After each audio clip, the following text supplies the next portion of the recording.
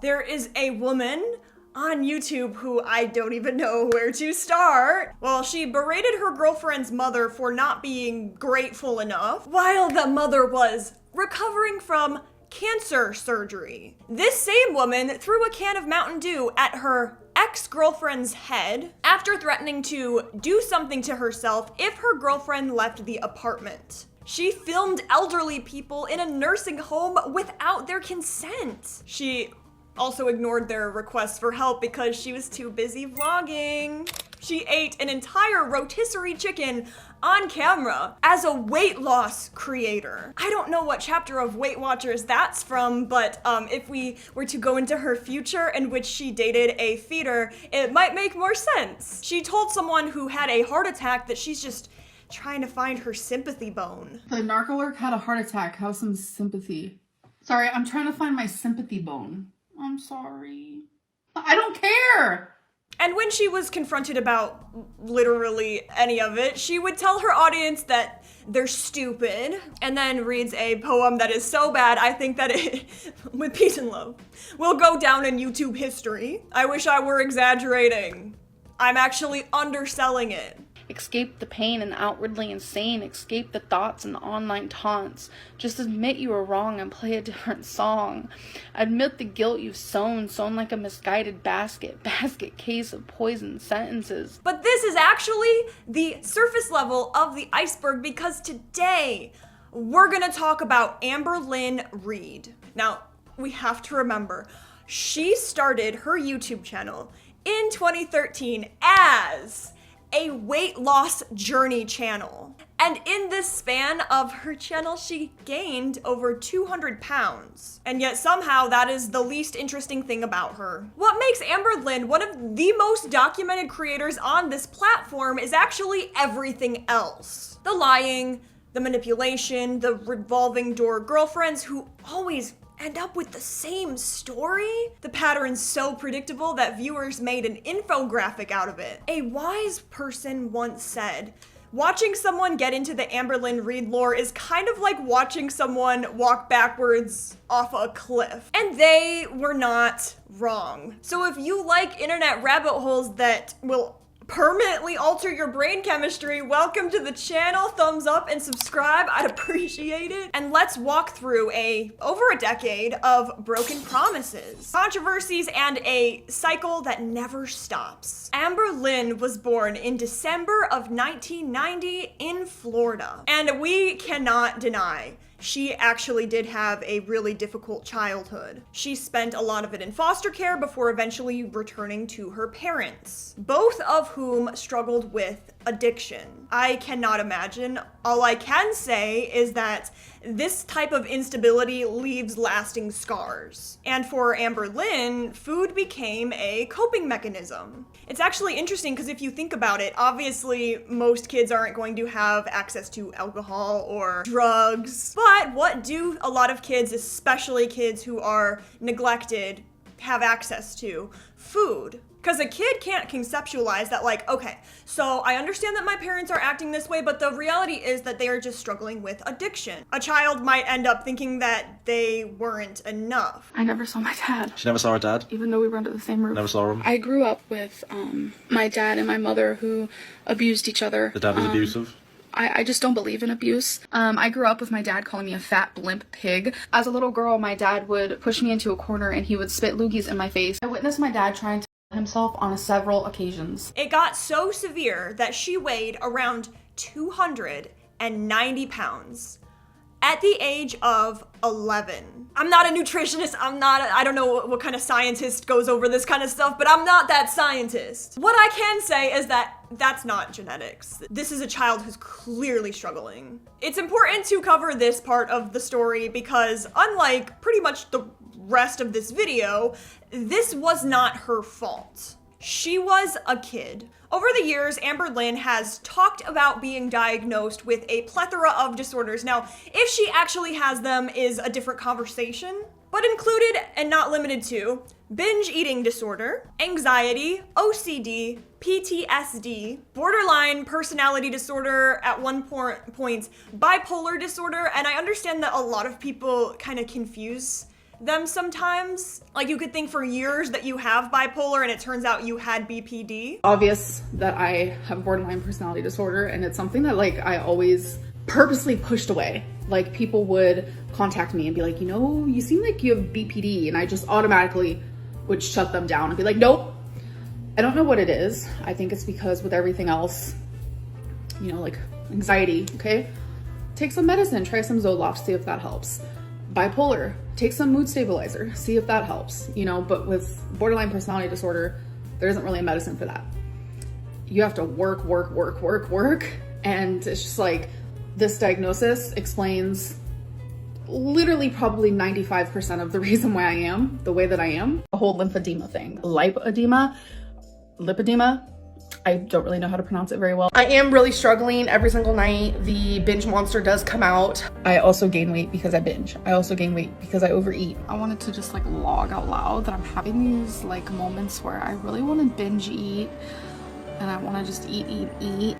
Yeah, PCOS can definitely cause hair thinning for sure. Physically, she's also discussed lymphedema, PCOS, lipedema, and uterine cancer. But can I just say that if you know somebody with any of these disorders or mental health conditions, Amberlynn is not gonna be like the textbook person, so don't assume everyone is gonna be like her. Or that her diagnoses are an excuse for her behavior, because therapy's so great. My name's Amberlynn and I wanted to start a YouTube channel for weight loss. I see a lot of videos of other people doing it, and I've been on a weight loss journey for a very long time now.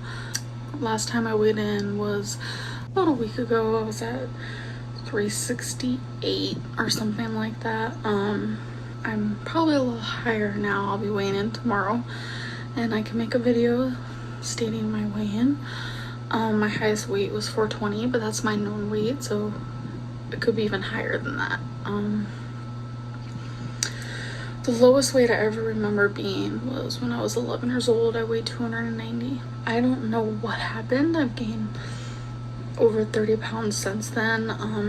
I think making these YouTube videos, it might make me accountable. Her first video is exactly what you would expect for like just a nervous first-time YouTuber in 2013. She introduces herself. She says that she's been on a weight loss journey for a long time. She says her highest known weight was 420 pounds. I'm sorry. It's just that it's the exact number is like kind of funny. She hopes that filming these videos will help to keep her accountable. If you watch that video today though, in hindsight, knowing everything that we know, it is kind of sad. I mean, from surface level, it looks like the hope that she had was so real. She really thought that this would work. After 11 years and 200 pounds later, it did not. What came of her channel instead is actually something that is unprecedented on YouTube. Over the course of a decade, she vlogged virtually every day of her life. She showed us everything. The food, okay, the relationships, the breakups, the arguments, the weigh-ins, the lies and the tears and the shopping hauls and going to Walmart at 2 a.m. Basically no guardrails and no boundaries. And because she actually documented everything, viewers could cross-reference her own claims by basically debunking her with her own footage in real time. And I feel like the FBI should be calling you guys up at this point to be hiring you. This gave rise into this entire ecosystem of reaction channels, compilation channels, and archive channels whose entire purpose was to watch and analyze and just discuss overall Amberlynn Reid. Mr. Snowflake, for example, has made over 17 video essays on her in which I will refer to as the Amberlynn Encyclopedia. Zachary Michael's Alex is Shook, my personal favorite, Kicking Geese. Dozens more who have basically built these significant audiences by covering this same one person. So before we get into the timeline, I do want to just talk about the cycle. It is the engine that drives everything on this channel. And the funny thing is, somebody even made an infographic about it. There's patterns everywhere and you're fucking laughing?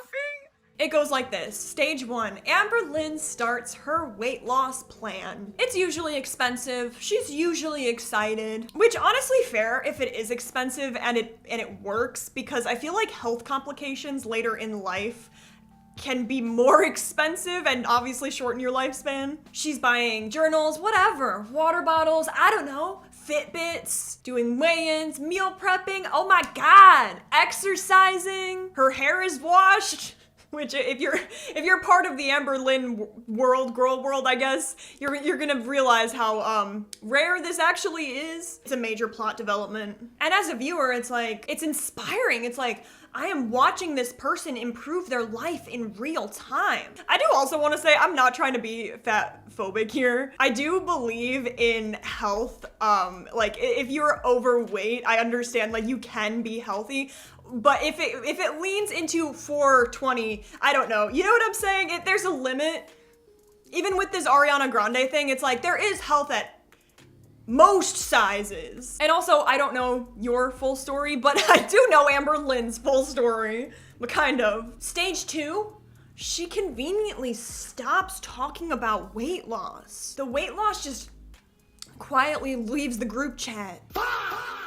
And then we get more shopping hauls, vlogs about actually nothing, and clickbait titles. Stage 3, she is doing mukbangs, eating junk food on camera. And also though, she's blaming her audience for her lack of progress. I'm still doing what I've always done. Losing, gaining, weighing, not weighing. Like, I'm still doing what I've always done. I just haven't been doing it on camera. I want to again, like I want to, but it's such a weird topic that people have absolutely ruined for me. And stage 4, she is crying. She says, I cannot do this. The video title would suggest accountability. The video itself, though, contains none. Then she goes away for a week, comes back, and starts all over from stage 1. And this cycle has actually repeated itself dozens of times over the last 10 years. And then we have everything in her life changing constantly, like her partners and her life situation and even where she's living.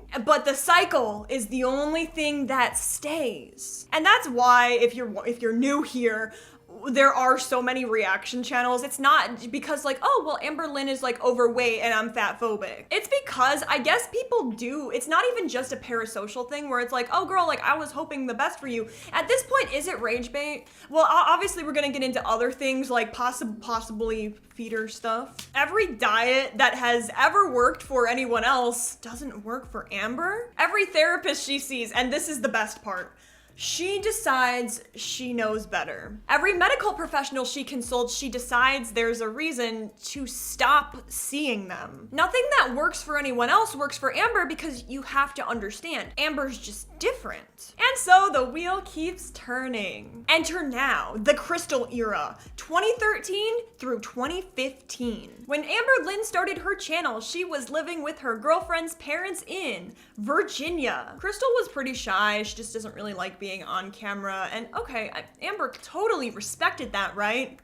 Actually, she respected that approximately 0% of the time. Regularly shoving the camera in Crystal's face despite Crystal's obvious discomfort. Say bye like you're a little child. I'm all say bye. Say bye, little kitty. So, I'm currently hugging Crystal, and she smells so good. Like, I can't even like process how good she smells right now.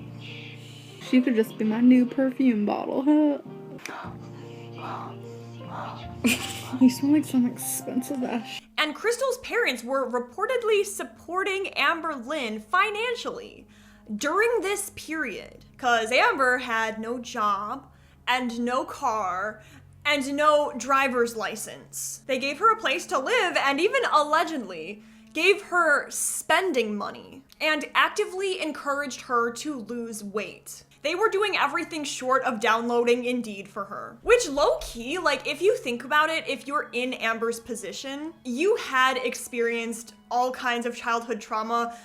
This is your point now where you can actually work on healing. Obviously, it's not as easy as I just made it sound, but a lot of people have equal trauma and they need to go to a 9-to-5 job every day. I don't know, maybe they have kids. So Amber here is given like every single opportunity to work on healing. It's like a bird, you know, and you teach it to fly and then it flies on its own, or like the fishing thing, you teach a man to fish and he has fish for life or whatever. Or that bird or fisherman in question will actually use that financial dependence in all of her future relationships as well. It actually becomes a defining feature in Amberlynn's adult life. She has never lived independently. I'm pretty sure she still can't drive. And every relationship she enters essentially requires that person to become her caretaker. You know it's bad when girlfriend and full-time support staff are just becoming dangerously interchangeable. So naturally, Amberlynn fought with them. Texted her parents,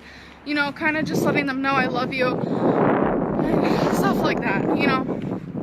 And Crystal's dad said he loved me too, so I thought it was sweet. And I've told him before, you know how people get upset with each other and they're in like humongous arguments? Let me take a pause. Let me stop for a second.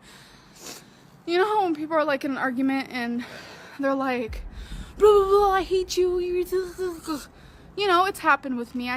That's how I get sometimes. And I have argued with Crystal's parents before. I'm not gonna lie, it has happened. But in the midst of those arguments and at the end of those arguments, I break down and I cry and I tell Crystal's dad that he's like, you know, a father to me. So sorry, now I'm getting emotional again. And he's never said that before, so.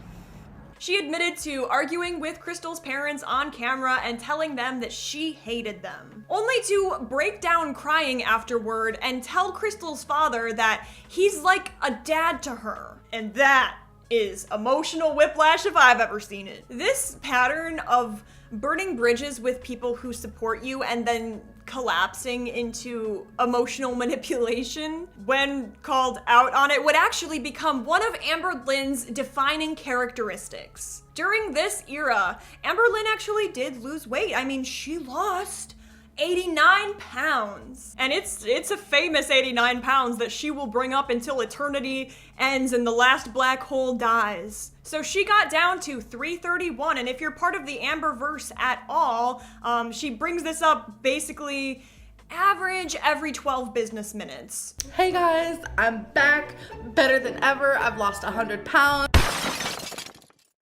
I went all the way down to 331, so I lost 89 pounds. I ate fried rice when I lost 89 pounds before. Because that's exactly how I felt years ago when I lost the 89 pounds. I used to eat these all the time when I was first losing a lot of weight, when I was down to 89 pounds, which I actually used to eat these when I was down the famous 89 lbs. If you guys didn't know, I have lost 89 pounds in the past. I used to go to the gym all the time when I lost those famous 89 lbs.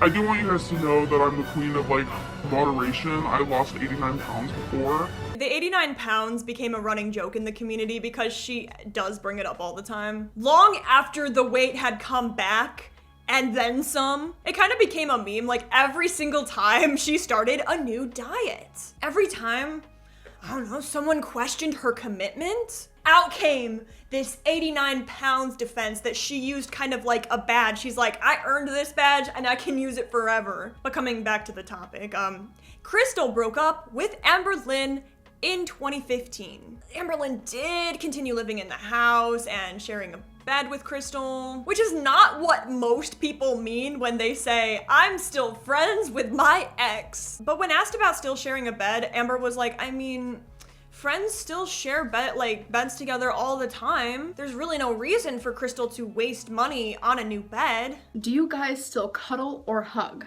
When we first broke up, we did hug. We didn't cuddle. We were at a very confused state. We do not do any of that anymore. We are completely just over. It's way too hard to be broken up with somebody and still try to do things as if you were in a relationship. It's just not healthy. Do you still share a bed? Is it hard? We do share a bed. I don't see any reason why Crystal needs to buy a new bed, because if I do, and when I do, plan on moving, they'd have an extra bed. There's no reason for it. I don't want them to waste the money. Friends sleep together all the time. We aren't close in the bed. We kind of just sleep. Yeah, the justification is pretty flimsy.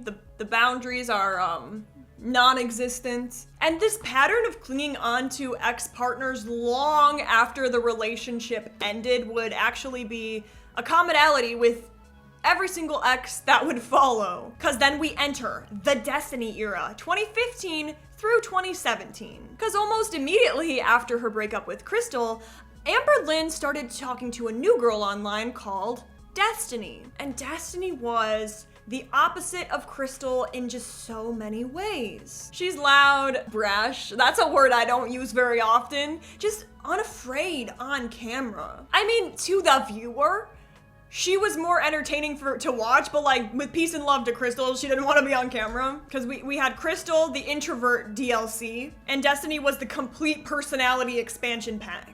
Amberlynn moved in with Destiny without ever living on her own. So she basically never really does live on her own. She moves from one girlfriend's house to another. And also she can't drive, so I mean, imagine being the partner. It's like, okay, I need to drive Amberlynn around everywhere. She's living with me. I'm sure at some point some of them felt kind of obligated. It's like, okay, so you're either gonna live with your ex, or like, I don't know, be homeless. They're also her errand runner and her lifeline to the outside world. And Destiny would later describe feeling like a professional chauffeur. Becky, another ex who will talk about her later, she would say the exact same thing years later, but honestly, the chauffeur thing is probably the least problematic. I feel like at this point, dating Amber should come along with like mileage reimbursement, but this dynamic actually does, it feels like it gives Amber this passive control maybe over her partners, but it then simultaneously makes her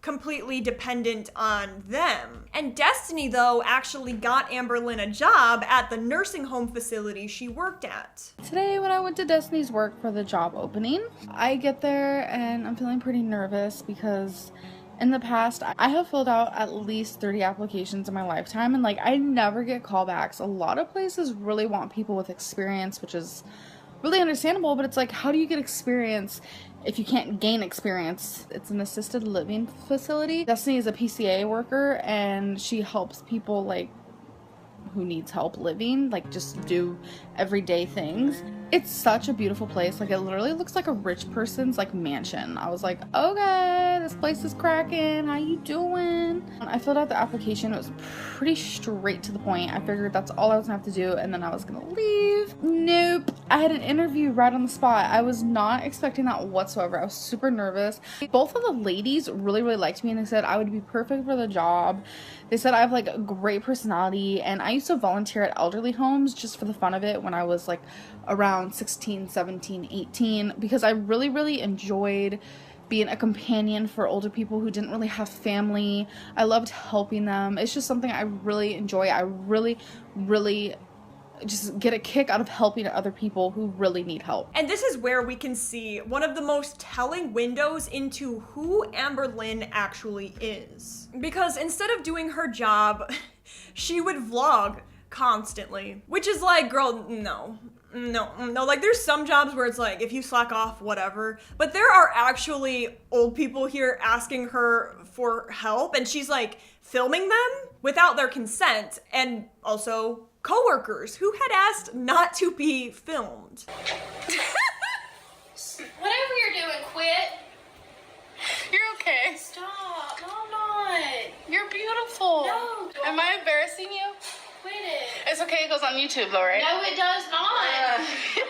She played the piano in the middle of the night while the elderly people were trying to sleep. I get it, there's some jobs where you're gonna slack off, and it doesn't necessarily mean you're a bad person or anything, but then there's others where it's like, in one clip, a resident actually asks Amber for help walking, and Amberlynn tells them to go sit down because she is filming. In another, a resident is heard calling out from their room. And I'm like, okay, what is Amberlynn talking about that is so important?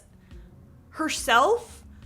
and her nose ring. The priorities are staggering because these are vulnerable people in her care. And she's treating the facility like a set for her YouTube channel. Like, girl, people work full-time jobs and have full-time YouTube channels all the time. Where are our priorities? It is giving main character in actually the worst way possible. I'm actually in a resident's room. They're showering in this door.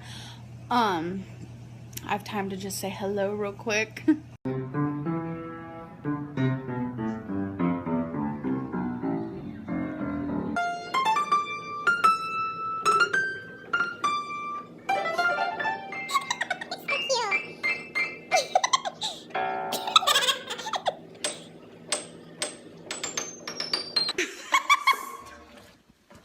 Alright, goodbye. Have a good one. Ow! Ow, you just broke my back. Why are you flopping like a bird? She needs help. She has issues. Something's coming. Hold on a minute. Whoever comes about tonight, I'm gonna fix my fan. I don't know how. Okay. Somebody done it. We'll get it fixed. Good, thank you. You're welcome. Have a good night. You too. I hope I do. Thank you. I think you will. Yeah. We will. Tired on your feet. Oh yeah, my feet are definitely tired. Mama, what you The doing? same thing I said, I oh. can't walk very. You can't walk very fast? You want to go sit in one of those chairs? I gotta wipe down the tables and stuff since y'all just ate. You want me to help you walk the table? I don't need help. I got it. Love you, Moo. Tell me what you want me to do. Just go sit over there. Oh, did you guys notice that I have, instead of a hoop, I put a little... Did you notice that, actually? Let's get real. Yeah, I used to always just have a little thingy like that, but the only reason why I have it now is because I have makeup on my nose. But I kind of prefer it. What do you think? You don't know? You like this one better? Why, thanks. Card out, Moo. You can't Oh. be in here. Destiny. I'm not gonna eat in here. You can't be in here. You can't be in here, Moo Moo. Moo, this is the office, okay? It's for employees only. At one point, the nursing home received a letter from one of Amberlynn's subscribers about the vlogging. According to Destiny, their boss thought it was hilarious and did not take it seriously. Which I'm not saying that this is actually abuse, but fun fact, horrible fact actually, elder abuse is uncomfortably common, which we should all pay attention to, because if you don't care about the elders, okay, one day that will be you. Oh, I have kids, they're gonna take care of me. Just wait, you're gonna be 65, like, okay, I took care of you your whole life, where's my compensation? And they're gonna be like, Mom, I am sending you to the nursing home with peace and love. Side note, but what is you guys' thoughts on that? Like, are you kind of responsible to take care of your parents if they don't have other accommodations? Because I've heard it both ways of like, okay, your parent took care of you growing up and now you take care of them, but it's just like, I didn't ask to be born. But the fact that a viewer felt strongly enough that they wanted to reach out to the facility tells you enough about how bad it looked on camera. Amber would go on to say, like, I'm sick of this job anyway. I want to focus on YouTube instead. It did not go over well with Destiny's mother, who she was living with at the time. Which, correct me if I'm wrong, but around this time, she only had like 5,000 to 10,000 subscribers. And also, she is 25 years old. In 2015, it's like, if you're 18 years old and you don't have a full-time job, it's like, okay. But at some point, it's like, I don't know, girl, the clock is ticking. An argument broke out and Destiny's mom reportedly got physical with Amberlynn, hitting her with a cupcake holder. The situation, I think, is fair to say that it was just chaotic and very toxic on both sides. Not that Amberlynn obviously deserved to be hit with a cupcake holder. I think it's like the second week, honestly. We were sitting at the kitchen table, getting ready to leave for work, like packing my lunch, whatever, just sitting at the kitchen talking. And I think I asked Amberlynn how she likes the job so far, and how, you know, easy it is and all that. And she starts saying that she likes it, that it is easy, but she wanted to focus more on YouTube. And she was like, by the time training's over, I decided I don't want to do it. I just won't start the actual job. And I don't know what came over my mom after this, but my mom came in there and started just saying, you know, like, she said something along the lines of, you don't need to stay at home all day in YouTube. It's not gonna be good for you trying to lose weight. And I guess Amberlynn got offended about, you know, weight loss and all that. It's a never ending thing with her on that. And Amberlynn started saying that she likes the job, but she likes YouTube better. And then she was debating on stopping, and I don't know, her and my mom started arguing back and forth, and my mom ended up getting physical with Amberlynn. That's where the cake uploader comes back. I think they're kind of slapping around at each other, and my mom, that cake uploader was sitting upstairs for us to take upstairs or whatever. My mom came back with a hit her over the head with it. Amber would later admit that this job was not even full-time. It was part-time. She admitted that she had lied in a video titled "Confessing Everything That I Lied About," which is exactly what it sounds like. She sat down with a physical list of lies that she had told her audience and went through it one by one. The job hours, which, girl, at that point, there was no excuse for filming at work, but at this point. The reason she moved to Kentucky, which she had originally said was to help Destiny's mom, but it was actually because she was tired of living in Florida. She talked about Destiny's weight gain, which she had denied despite it being visible on camera. Her blood pressure, just lie after lie. But it's then also delivered with the casual energy of someone reading off a grocery list. But then at one point in the video, she cries and she's like, this is so raw, which would become another iconic clip. Because this clip would then be followed with more matter-of-fact lies and just admissions with zero emotional weight behind them. This is really hard. I'm not a liar. I was protecting my feelings as much as I could, but the reason why we moved to Kentucky, I said it's because Destiny wanted to be there for her mom. I said we wanted to take care of her. I think I might have said that in a vlog. I don't know why, but it's not the truth.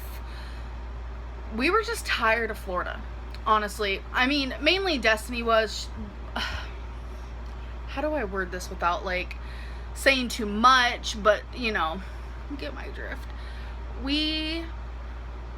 Her mainly, she just felt kind of like it was time to move on from Florida. You know, some things were happening that she just wasn't happy about, and she wanted a new beginning. I have, you know, said that on my Snapchat quite a few times and things like that, but I just felt like it was easier for me to say, you know, oh, we just want to be there for her mom. So when I uploaded a video about how my aunt doesn't talk to me anymore because I'm fat,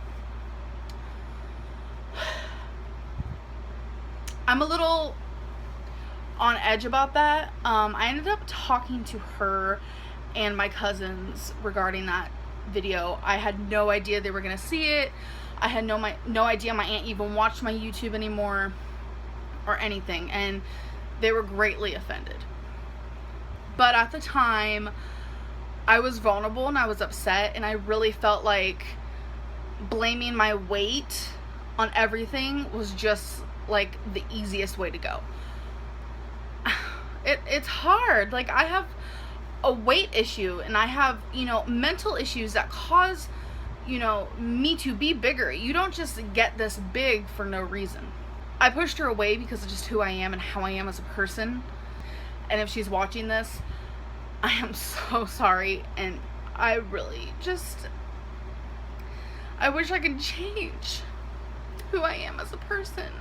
My weight, I wouldn't say I've lied to you guys per se about it, but I definitely haven't been like, currently it's to the point where I gain like, I mean, I lose about 15-20 pounds and then I gain it back, and that's really bad for me. And I haven't really been 100% honest about that, because whenever someone asks me, you know, oh, she's gaining weight or whatever, I always just say I'm losing.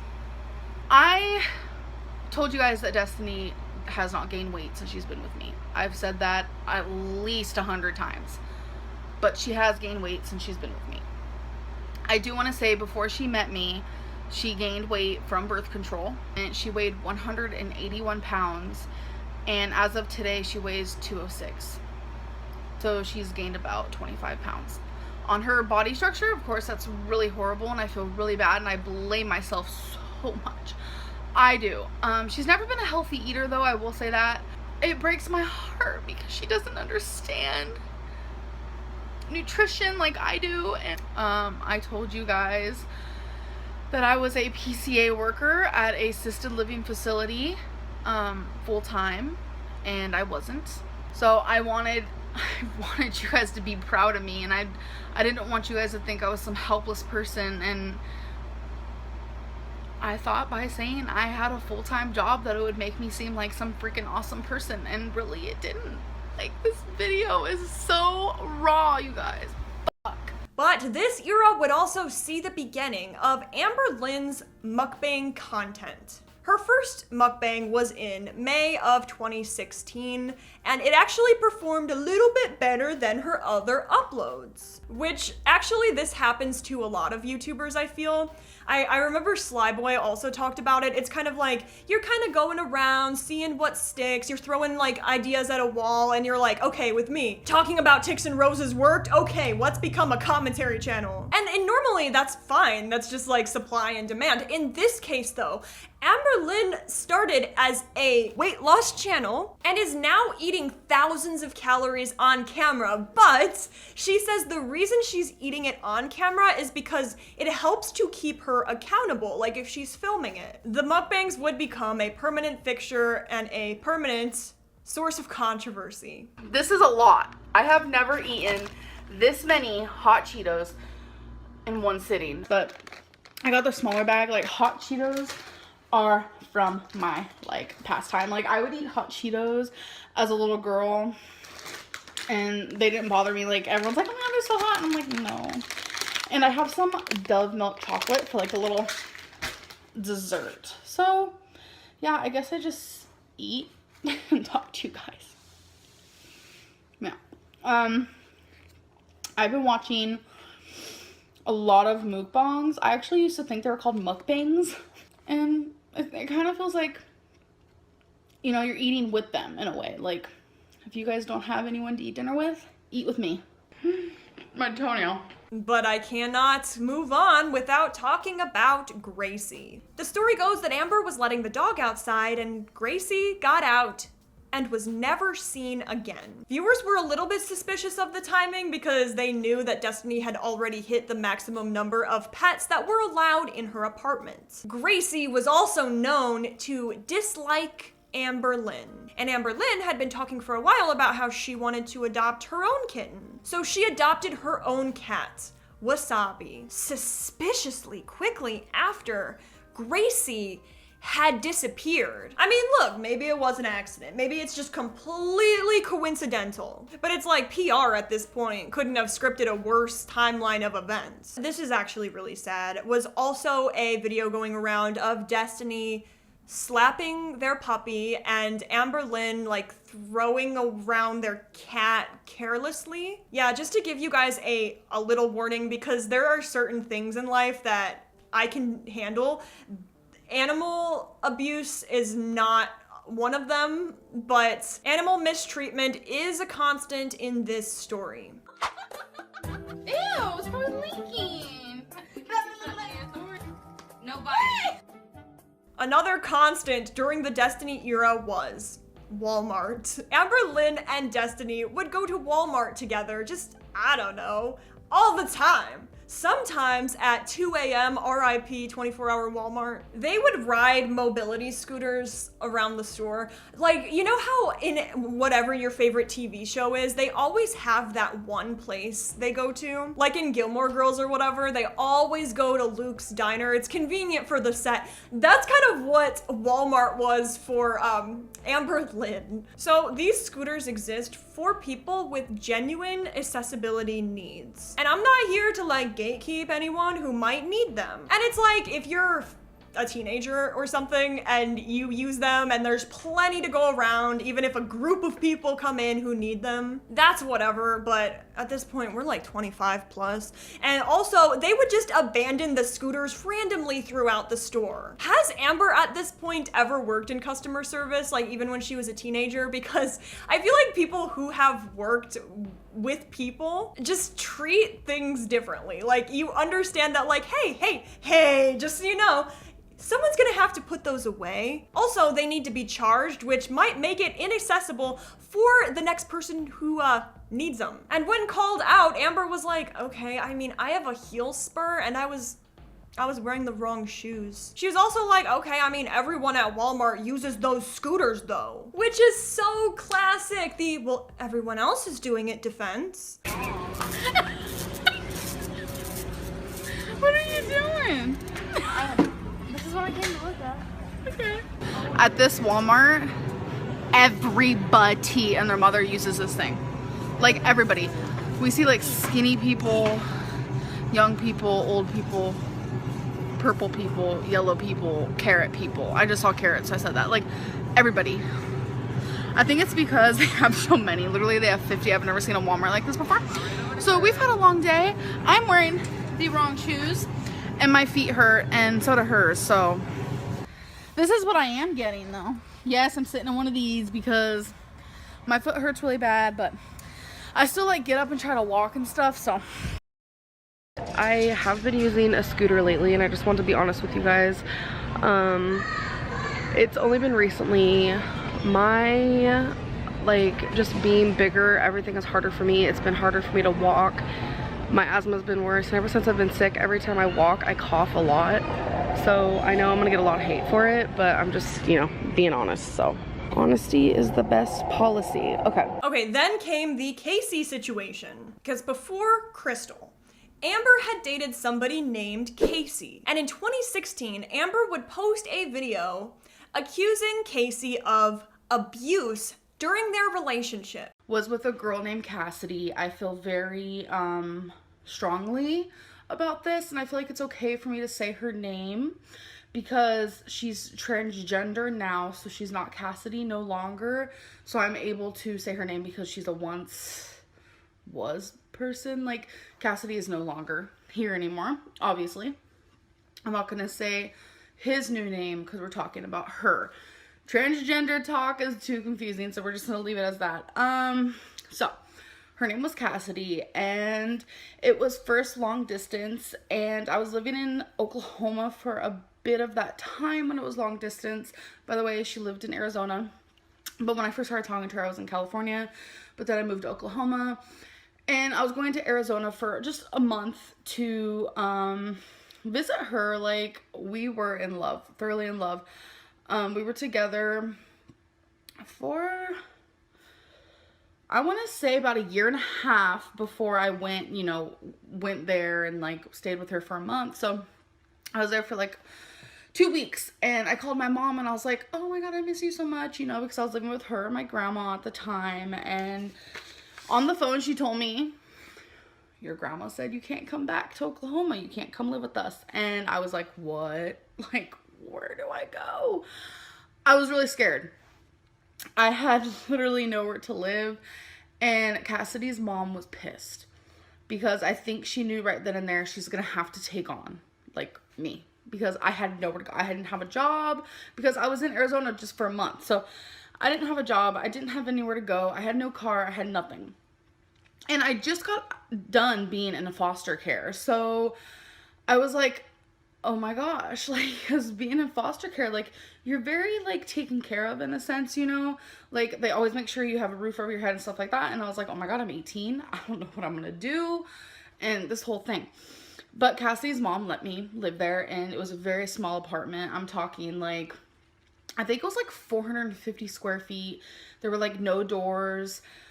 Cassidy and I ended up having to use the living room as our bedroom. It was just, it wasn't good, but I was so happy. I was like, oh my god, I'm gonna live with my girlfriend. Like, we're so in love. It's like so amazing. And I felt blissful in a way, if that's the right word to use. Like, it just felt really good. We got along really well. But I do remember us being on the sidewalk, and I remember her dropping what was in her hands, and she took me by the throat and she started yelling at me. I was like, what? And I think at the time, what shocked me the most was the fact that she was doing it in such a public place. Like, there was nobody around that I remember. And, like, I was, like, crying. Like, she literally was having me by the throat, just, like, screaming at me. And then, you know, she let go, obviously. And I think I was so shocked and so numb to the situation that I kind of just let it be. She would randomly like pinch me if I made her really mad, and I didn't even think anything of that then either. Honestly, I didn't at all. And I stopped feeling that for her. Like, I didn't tell her that. I would just like make up things like, oh, I don't feel good, or oh, I'm on my period, like, even though I wasn't. And just little things like that. And it made her fucking pissed. When you say no to someone, whether you've been with them for like a month or whether you've been with them for like 6 years, if you say no to a sexual act, your partner should accept that. That is where I firmly stand. But she didn't.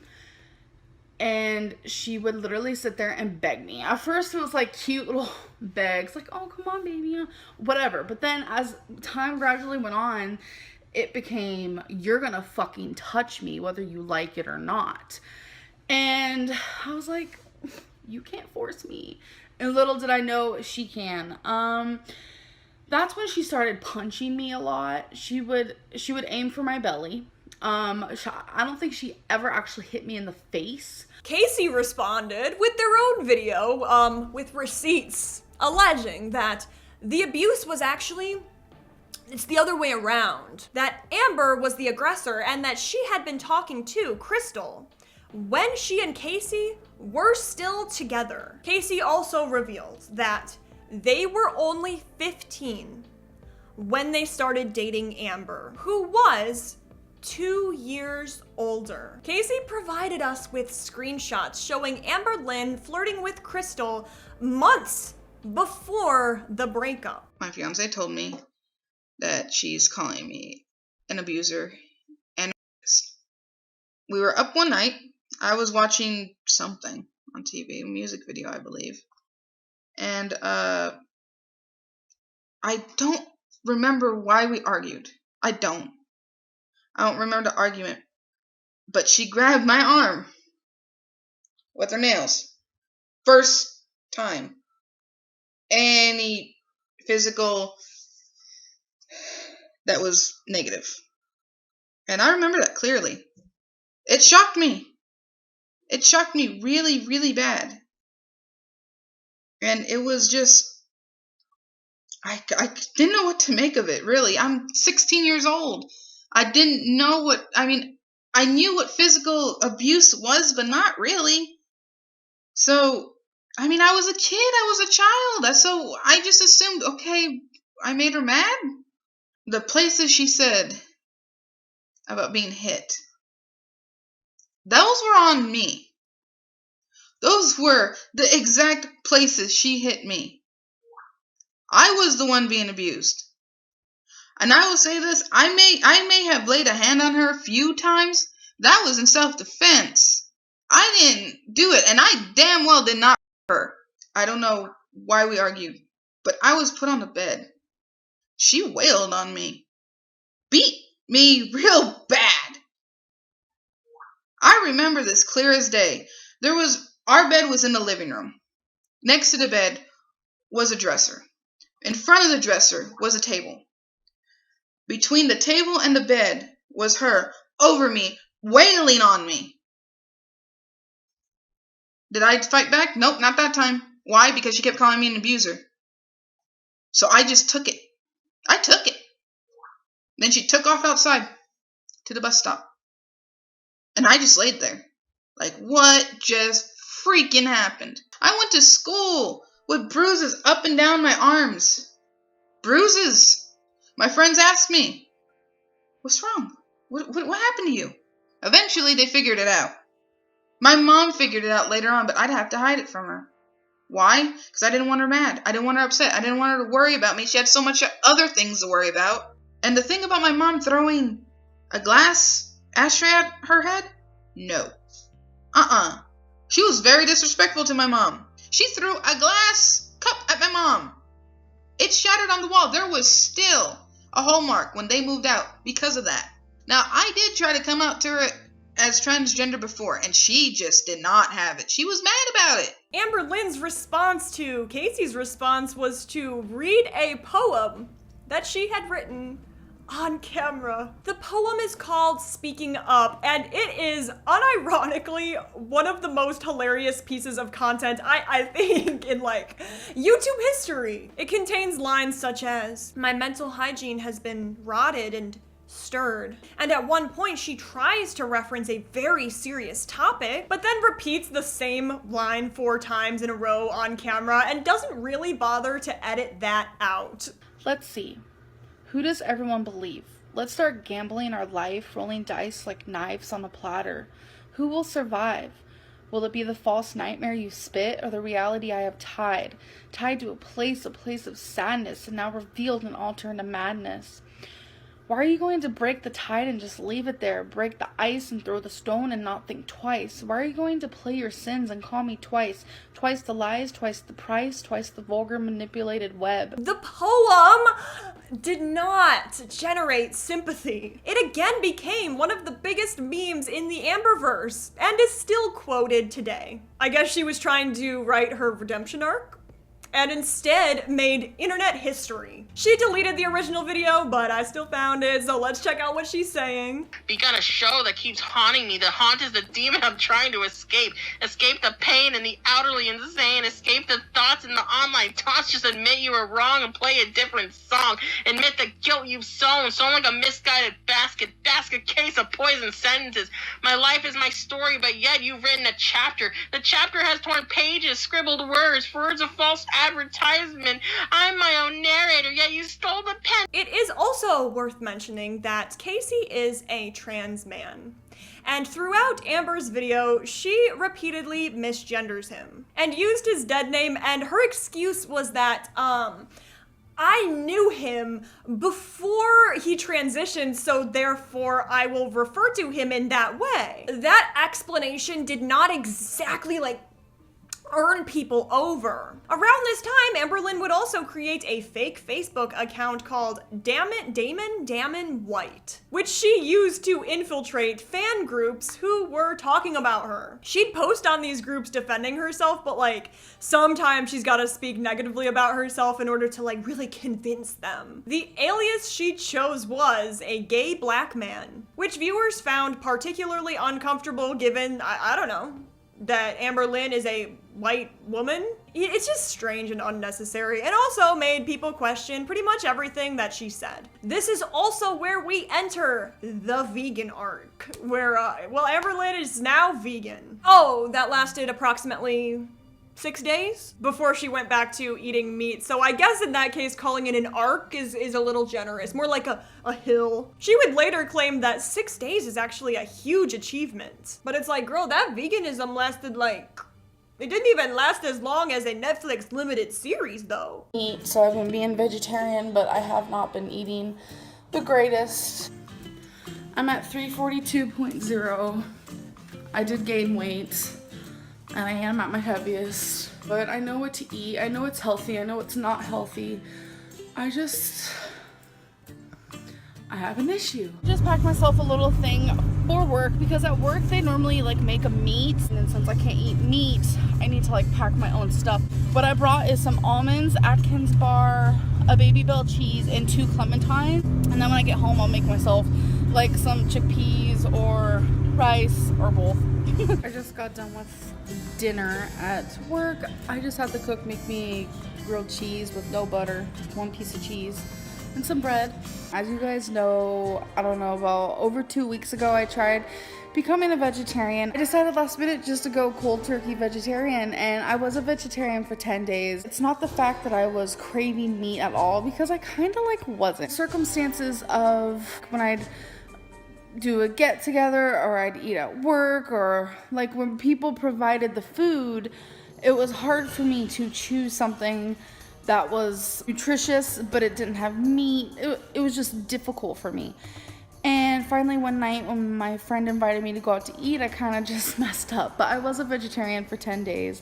And I'm actually kind of shocked that I was a vegetarian for 10 days. It was definitely a fun experience. But as of right now, no, I'm not a vegetarian. Another lie that came out during her confessing video was about her Aunt Tammy. Amberlynn had claimed in that video that her aunt had stopped talking to her because of her weight. Just the framing is very much the world has mistreated me because of how much I weigh, which is great because I feel you can be victimized, or you can be a victim a lot in a world of fat phobia. But then we have Amber here who, I don't know if the same can be said. So her aunt would literally go on kiwi farms, and if you're not familiar, it's kind of like Reddit, but feral. And she would clarify that the estrangement had nothing to do with Amberlynn's weight and all to do with Amberlynn's behavior, which I cannot imagine my family members slipping down to kiwi farms in order to set the drama straight. Her aunt was reportedly horrified that Amberlynn had publicly misrepresented the situation for seemingly sympathy. I have so many family members. Don't talk to a single one. And she was that last person. Just that last family member that I had in my life. And she cut it. And now I have nobody. A lot of people can say, blood is thicker than water, sometimes water is thicker than blood, like all those silly quotes. But the truth is, sometimes you just want that one blood person. And a lot of people probably don't understand like how it feels not to have like family. But it's hard and it hurts every day. Like of course you can get, you know, overweight. That's normal, but to become so morbidly obese, there's something wrong. And I kind of wanted to ignore all that and just be like, oh, my aunt doesn't talk to me because I'm fat. I tried with my mom. I tried so hard. I tried with my aunt, and my mom was literally living in a tent during, like, it was Oklahoma. It's really bad for their tomatoes, and it was really bad weather. I was like freaking out. I knew this. I was living in Florida. I'm pretty sure. God, I get my times mixed. And she was in a fucking tent, and nobody went and picked up my mom. And there's so many family members in Oklahoma, and I was just like so confused. And I was just like, I wish I wasn't in Florida. I would take her under my wing. I don't care how many lies my mom told me, how many drugs she was on, how much she manipulated me. I don't care. I wanted to help my mom. And I was very upset because my aunt wouldn't just take her in even for the night. And that really hurt me, and it fucked with me. And I think I held a lot of resentment towards my aunt. And I think that's why I kind of became a certain type of way towards my aunt. I do regret the resentment, but that's just kind of what it was. When I was living in Florida, I didn't have all this money. Destiny would later reveal that Amberlynn had a very serious oversharing problem on camera, which is like, really? The word oversharing is doing Olympian level lifting here. Cause she'd film Destiny in states of undress, filming her coming out of the shower and at unflattering angles. And all of that was explicitly without consent, which is like, that's awful. That is so bad. It also just makes me realize there's probably other places in her life where consent is nulled. All right, Casey. What do you mean what's wrong? That to me? Oh, God dang. Okay, I'll stop. Oh, shit. Quit, I'm gonna pee. I'm gonna pee. What the fuck? What the fuck? I'm gonna pee. Oh, you guys want to know something? It's haunted here at night. They saw a little girl on the cameras. Ow, your elbows in my hip. This problem of shoving a camera in all of her partners' faces would continue throughout pretty much every relationship, which would end up biting her in the ass later, so I'm really sorry that happened to them, but also the world knows more about who Amber really is. Because it's like, I'm not gonna be all parasocial and pretend that I know everything about Amber, but you know who does?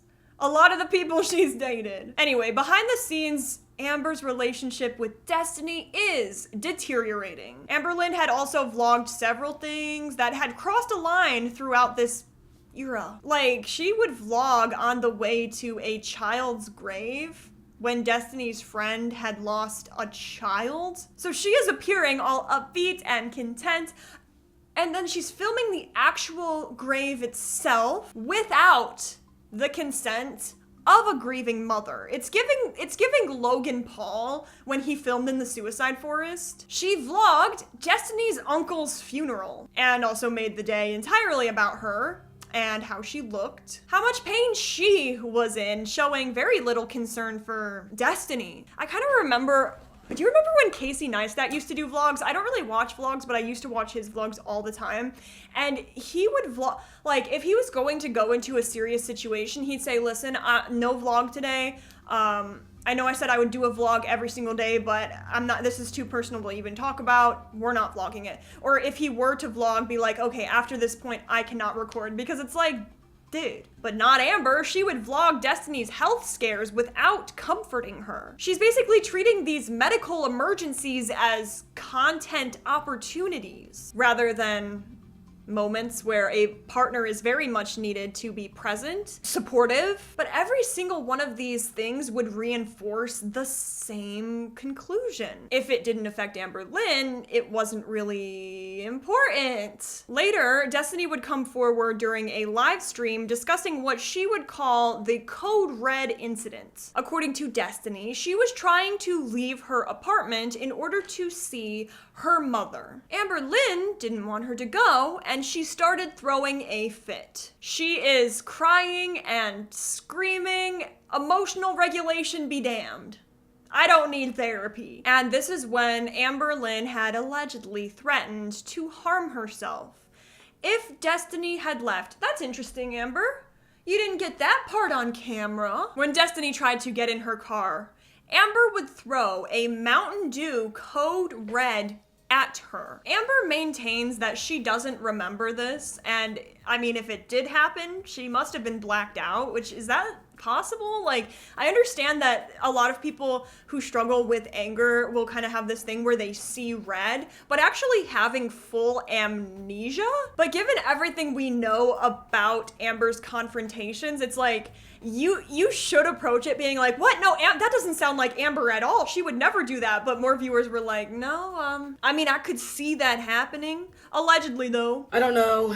Her and my mom started arguing back and forth, and my mom ended up getting physical with Amberlynn. That's where the K-cup holder comes back. I think they're kind of slapping around at each other, and my mom, that K-cup holder was sitting on the stairs for us to take upstairs or whatever. My mom came back with it and hit her over the head with it. It was very traumatizing for me, honestly. It was. I was freaking out. We had gotten to a big fight, and she was just like throwing a big just fit. I don't know how else to describe it. She was crying, and I know it was a Code Red Mountain Dew in my hand. She will swear to you that this didn't happen. I've talked to her about it before, and she swears it didn't happen. So I don't know why she thinks that, but why would I make this up? I would try to walk out of the house, and I know I had this Code Red Mountain Dew in my hand, and I'm just like, I'm gonna go. I'm just gonna go. So, and because we were already arguing, I was like, I don't want to be around you anyway right now. Like, we were arguing. I wanted to go see my mom. She starts screaming at me from the sliding glass doorway, saying that she's gonna harm herself if I leave, and I don't know, just all this stuff, you know, just going nuts. And then I was like, no, you won't. You know, I said, that's not something to play around with. Just let me go see my mom. And she starts like coming at me, you know, like, ooh, ooh, ooh. So I get in my car and I leave the can on my top of my car, and I close the door real quick and I lock the door, and she's like telling me to get out, all this stuff, and she ends up throwing the can at my car. Made me mad. And I want to say I ended up not going. I don't think I did. I'm like 98% sure I did not go to my mom's. I ended up just going back inside and dealing with her. Shortly after their breakup in 2017, Amberlynn would send her an obscene amount of gifts. Like Christmas gifts, I guess. Actually, though, enough to like fill a room. Is this love bombing? A lot of viewers have speculated that this was an attempt to earn Destiny's love back, as it was becoming clear that Destiny's already out the door. She's talking to other people. It didn't work because Destiny would break up with Amber on Friday the 13th. That somehow feels thematically appropriate. But once again, Amberlynn is living with her ex and sharing a bed, and then had to just live there watching Destiny start to date Dana, another person, for like a month. Like, this woman stayed in relationships longer after the breakup than most people do before it. The drunk Valentine's Day video that followed after the breakup is, I think, one of the most memorable pieces from this era, because Amberlynn sat alone, drinking wine, rambling about Destiny and the breakup. Which actually, I get really nervous when I was going live and I was talking to someone about this, and they were like, well, have you thought about maybe drinking while going live? And I'm like, no, because I don't know obviously, I don't know, because it might get personal. Oh my god, love, let me tell you all about my exes. Hey guys! Okay, listen. Happy Valentine's Day. I'm a single freaking Pringle. A month ago, actually yesterday, I got my heart broken. Ironically enough, it was actually Friday the 13th. We're gonna celebrate Valentine's Day together. I'm celebrating it by drinking by myself. Already poured it, I'm sorry, like, hey. I haven't drinking any of it yet. Barefoot, sweet red blend. Okay, so I don't want anyone to get like, oh my god, Amberlynn, are you an alcoholic? Because no, I'm not. I don't drink that often. It's Valentine's Day, I'm alone, and I figured, let's drink. And who better to do it with than 32,000 subscribers, so. My lipstick is on here. Okay, this is actually really good. I love wine, honestly, I really do. I love wine so much. I could do reds, I could do whites, it don't even matter. Just give it to me, give it all. No, I'm joking. Always has to have multiple drinks. And it's like, she had 6 on the night we had my birthday party. She had 6 drinks. And I went over there, because we were really like out of wine coolers, so I went over there to get me one and finish it. And she said, no, these are mine. These are all mine. All these are mine. That's just how I get, like, if I start drinking, like, I can't stop. I used to drink a lot of wine when I was living in Virginia. She alternated between saying she was fine and she's clearly not fine. She talked about parts of herself that she had given Destiny that she had just never given anyone else. And she cried and ate grapes, which, therapy, girl, we can eat grapes in therapy. It was messy and raw, but it was all worth it because she got a bunch of views. That was said ironically, just so you know. And Amberlynn obviously noticed, because I don't even know what people's speculation is as to why Amberlynn like uploads.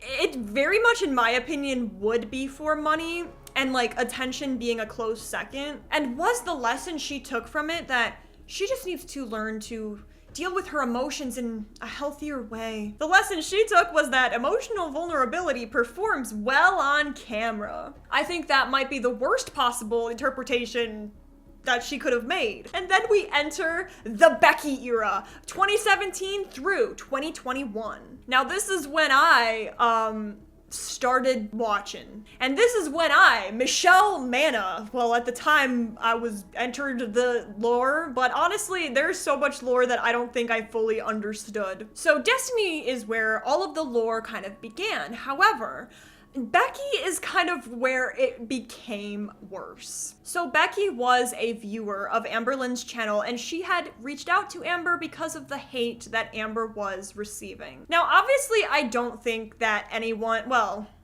give or take a few people, deserves like mass amounts of hate. But I'd also say there's certain people who do something wrong and get hate. Maybe Becky thought that Amber really was just didn't do too much wrong and she was just a victim and all the hate was just from bullies. Anyways, a romantic relationship would develop and, surprise, Amber would move in with Becky. Once again, going from one partner's house to another without ever living independently and you're in your late 20s. This time she moved into a house with Becky and Becky's friends, Eric and Ricky, a married couple who have very much become side characters in the Amberverse. Largely because Eric has zero problem subtly shading Amber at literally any opportunity. So Eric was basically the audience's inner monologue with a pulse. One of the, I guess, strangest dynamics going on at the beginning of the Becky era is that Amber and Becky would actually go on like a cute little double date with her ex, Destiny and Dana, which is like, I'm not gonna judge that. If you guys are still friends, that's great, we're mature. It very much was not like that. Amber was actively flirting with Destiny, and like, this is completely just my own thoughts, but like, it was to make her new partner like a little like jealous maybe? Well, an attempt to. Like, can you imagine being Becky and you're like, your ex? Okay, if you guys are just friends, and then they start flirting and it's like, girl, this isn't even a love triangle. Like, I'd correlate this more with like advanced geometry. Amber would later admit that she was in love with Destiny for the first year that she was with Becky. Oh my god, and she would admit this while she was publicly engaged to Becky. The lack of awareness is actually impressive in its totality. Why do people assume you're still in love with Destiny? So when I first got with Becky, I was very open about everything that I was feeling, what I've been through. That's just the type of person I am. I'm very transparent, especially if I'm fixing to be in a relationship.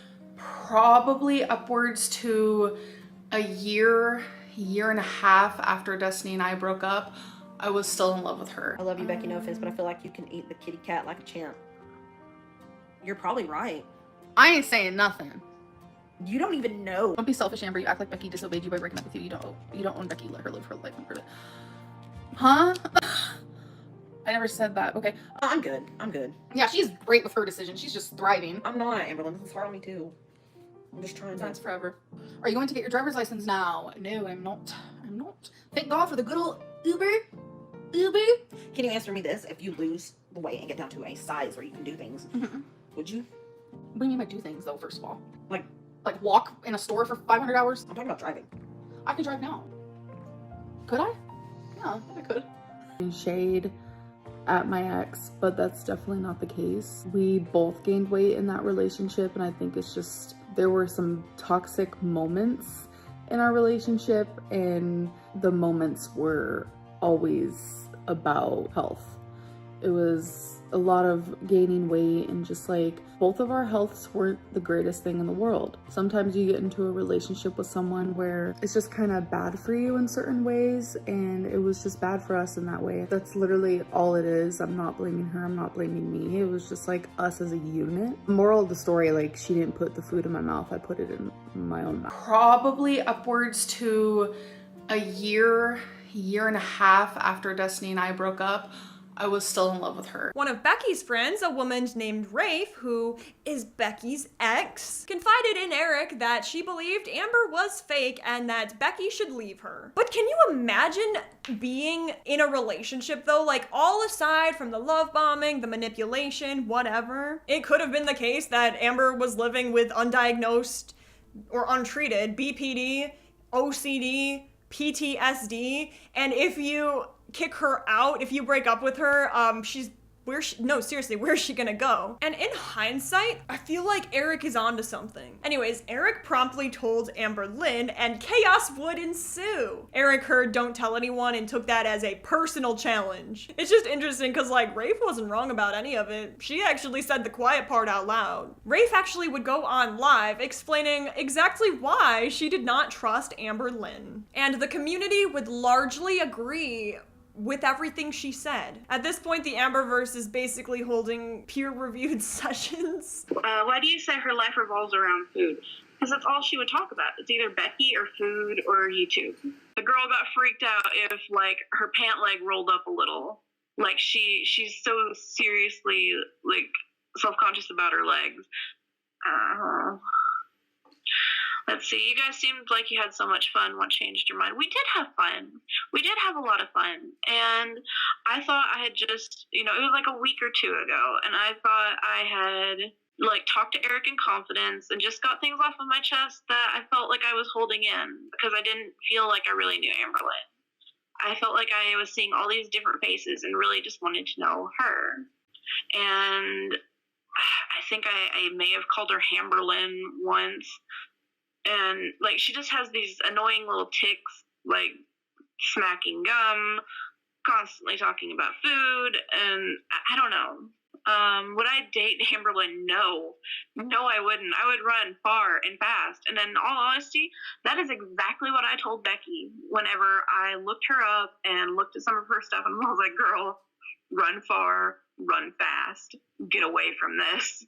It's gonna be bad. And during the Becky era, something else became apparent. Amberlynn's personality shifted to match her new girlfriend. With Crystal, it felt like she was, like, more quiet and more reserved. And then we had Destiny, where it was more loud and just crude. And with Becky, she was calmer and softer, and she even adopted like Becky's southern accent. I feel like that's normal for a lot of people, but the way Amber did it was like beyond what would be considered normal. It's like, normal, my partner has this sense of humor and they like this type of music, and when we're together for so long I start to adopt that. And then there's Amber, where it's just like copy paste, new seasonal update. Longtime viewers found this very deeply disturbing because it kind of brought up a lot of questions about, well, which Amberlynn is the real Amberlynn? And to that I would say, probably none of them. It sounds to me like a lack of identity. What is deniably Amberlynn actually is her shopping. Now that she's making real money on YouTube, she is spending relentlessly. Journals and earrings,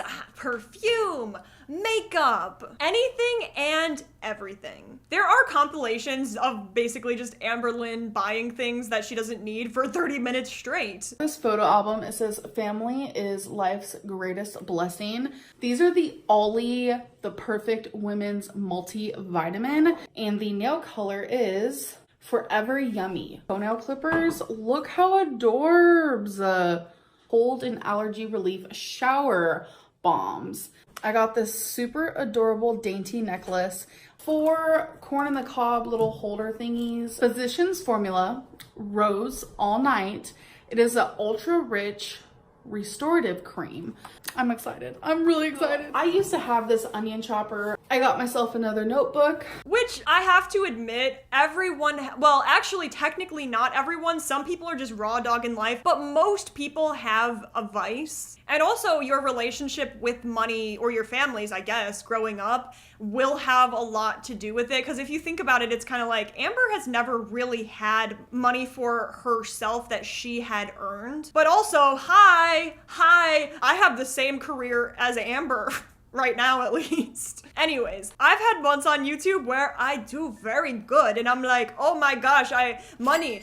And you can't really spend it the same way that you would if you had a normal job, because you don't know how long this job will last. Like next month you could make nothing. Yeah, this problem of spending while never saving would actually catch up with her a bit, just a little bit, when the income dried up. And there was also the internet dietitian saga. The thing is that there are so many sagas to talk about with Amberlynn that I'm just picking and choosing which ones, but I could obviously make more videos if you want. I'm just trying to speed run the Amberverse real quick here. Amber would introduce her audience to this dietitian while you can't make this up, she's eating Burger King. The dietitian had apparently told her that eating fast food was fine as long as she was within her calorie limit, which Amber took as a blanket permission to eat whatever she wanted. Now, I'm not a dietitian, however, for a lot of people, this does ring true. Like, just, it's not all black and white, as though you can't have any fast food if you're on a deficit. But then there are situations like certain BED, you know, where it's just not. It's like telling an addict that you can only have a little bit of your substance a day. It's like, that is that's not gonna happen. My Fridays tend to be busy at work though. Since I offer my services and want to help, I'll keep this all free of charge. Do you have an email or something to send over packets? Well, normally professionals don't do things free of charge because they're offering a professional service, so that generally is a red flag right there. Don't think it will work over Instagram DM.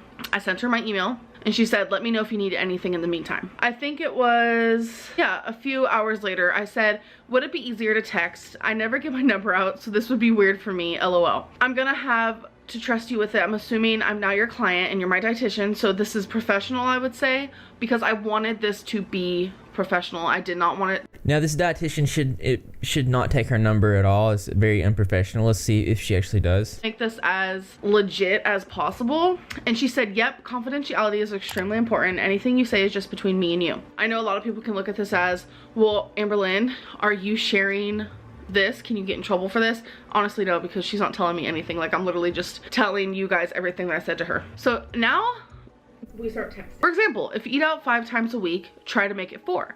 Or if you eat out daily, try to skip a day. Small steps like that. But for now, if you can really get into your calorie limit, do it.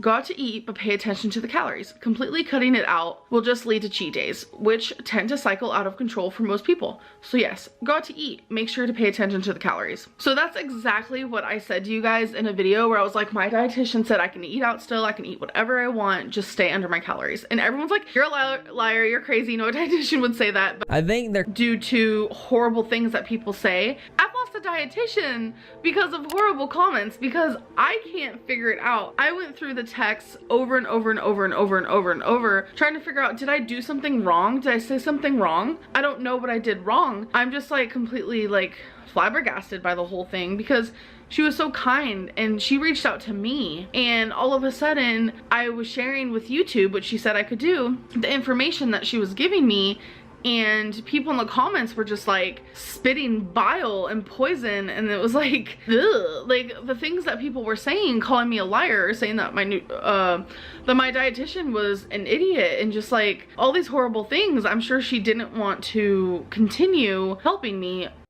Well, I'm gonna go ahead and say this. It's not because of your comment section. Your comment section is not gonna make people in your life leave you. That's the number one thing. And if the people in your life do leave you because of the comment section, they didn't need to be there anyway. So just brush them off and move on, Amberlynn.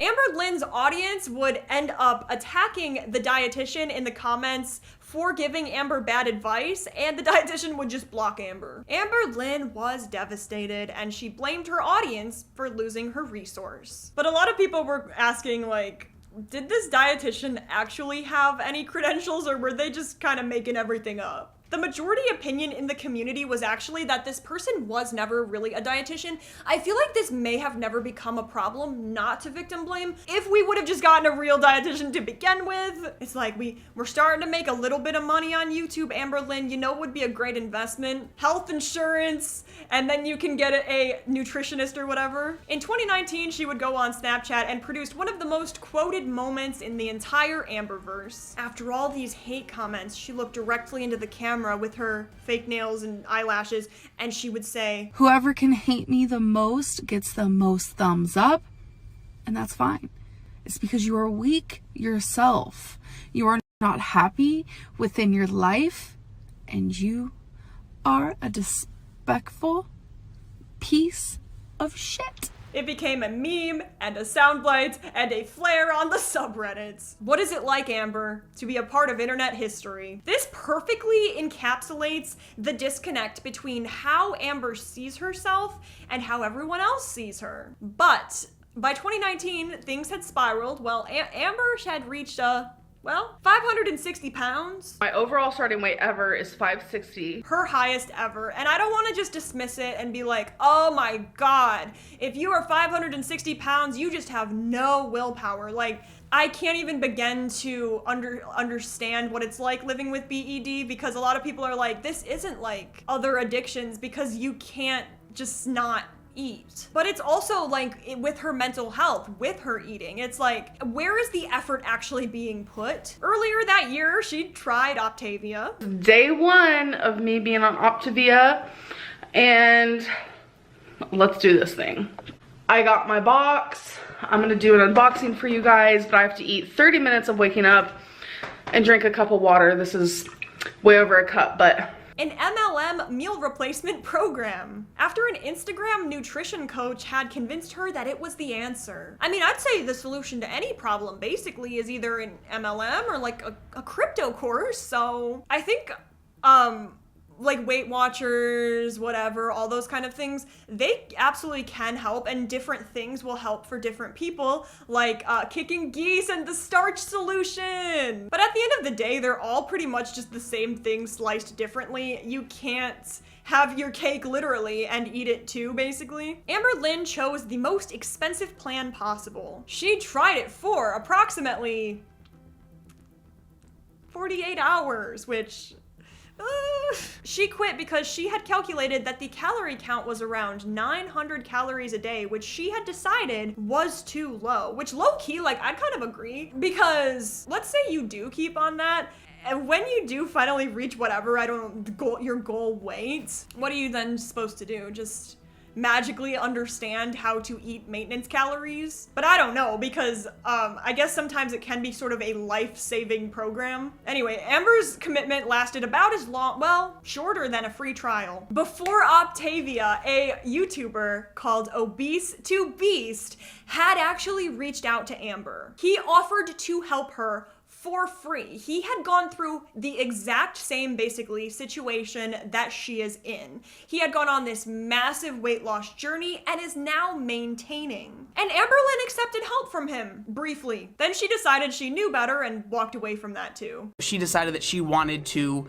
publicize it right away. Again, I said, like, you really don't have to use my name. I don't care. I'm not doing this to get attention. I'm doing this because I want to help you. But again, she said, I think it would be, I really want to put it out there. And I said, again, I can't control you. So many people came over to the channel and were like, basically like messaging me saying, you need to watch out. You need to, you know, be wary of, you know, Amberlynn. There's all these things going on in her past and things like that. Amberlynn, you are very close to dying.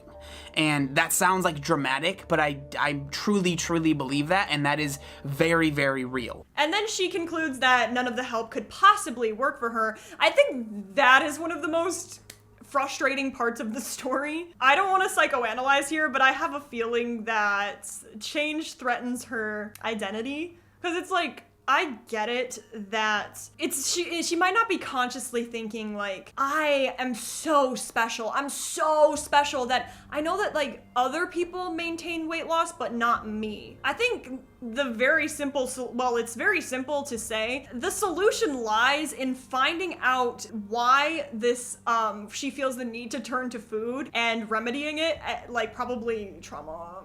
And instead of treating this 560-pound weigh-in as the medical emergency that it was, she continued doing mukbangs. The most infamous of these is the humbly titled SHRIMPGATE. Amberlynn sat down and ate an entire ring of shrimp. She would tell her viewers in this video that your obsession with my weight loss is actually a really unhealthy obsession and you need to back off. Mukbangs and weight loss.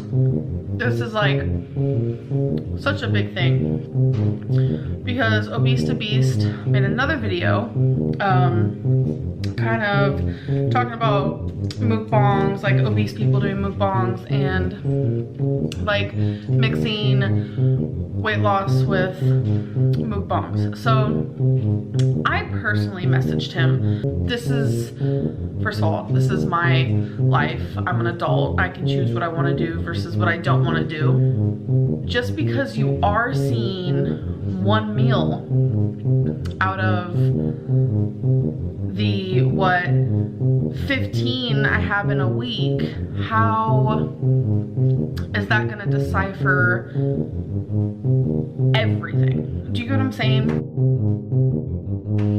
And there are skinny mukbangers out there. They don't gain weight at all. There have been mukbangers out there who have lost weight. It is a thing. It's not something that's crazy. At that point, she had a lot of people who had supported her throughout the years and defended her against trolls. Like, they genuinely were hoping she would get healthy. It's like, that felt like a slap in the face. Subscribers dropped in significant numbers for pretty much the first time in this channel's history. She followed that up months later with a rotisserie chicken mukbang in which she would eat an entire rotisserie chicken on camera. She got her protein for the day. People just kept leaving though. Around this same time, Becky's mother was diagnosed with cancer. Amberlynn would set up a GoFundMe with a total goal of $5,000, which was interesting because it's like, Amberlynn, it's just weird to me because you have that YouTube channel, you're making all this money, and you could have actually just paid for that yourself. They also made a video asking viewers to watch ads in full so that Amberlynn could donate the maximum amount of ad revenue, which actually I guess violates YouTube's terms of service, and that video had to be deleted. It actually just got weird because we would then find out that, you know, everything was actually covered by her insurance. She had good insurance through Becky's father, so the GoFundMe GoFundMe was pretty much largely unnecessary. And it got much worse when the voice messages would leak. Amberlynn sent voice messages to Becky's mother, who, you know, she just had surgery for cancer. In the messages, Amberlynn complains about not being thanked personally enough for the money that she's gonna give. And for the money she made and the backlash that she got from sticking up for Becky's mom, she said she was tired of not being appreciated. She's tired of the drama being brought to her YouTube channel. A woman is recovering from cancer surgery, and Amber is making it about her YouTube metrics. I mean, obviously, these voicemails were never intended to be public, which in my opinion, well, it makes them worse and more honest. Because to me, it's like, oh, okay, so this is how you talk to people when you think that nobody else is watching. It's like writers, you gotta start paying attention because this is a hard villain monologue to write. I am not trying to argue with you. That is the last thing I want to do since you just got out of surgery. I don't want to cause any more stress onto you, onto Becky, onto anyone in your family, onto myself, because that's just not going to fix anything. I am just tired of the added drama onto my YouTube, and I'm tired of not being appreciated when I try to help you the best that I can. Not once have you thanked me personally for the money I was going to give you, for the video I made, for the backlash I'm getting for sticking up for you.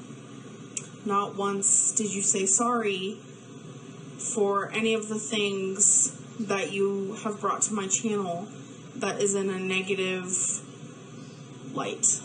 And then we have Becky, who is going through something that is deeply concerning. They've been put on a mood stabilizer medication and were having adverse effects, leaving them in basically what viewers would describe as a zombie-like state. Becky has since said that they do not remember this period for the most part at all. Apparently the medication is responsible for making them miss months of their life. This is my 29th birthday. I don't remember anything about it. I don't remember any of it. This is whenever I was on a depression medicine, a mood stabilizer, anxiety medicine. I was misdiagnosed with bipolar type 2 and was taking an array of medicine trying to figure out what's going on with me. And in turn, it pretty much turned me into a zombie. I don't remember anything about this. I don't know if you watched any of my ex's videos, but a lot of people knew how I was acting really weird. They thought, I mean, it's untelling what people thought, honestly. I was zombied out of my head, and I moved very slowly. I don't remember a whole lot about this time. I absolutely look like crap. As you can see, I was not taking care of myself. Being forced out of bed was the only way I was living. Was the only way I was even existing. I was on absolute autopilot. Check out my cake. It's sugar-free. Yes, it is. I'm excited. Looks bomb. Okay, ready, babe? Smile. Happy birthday to you.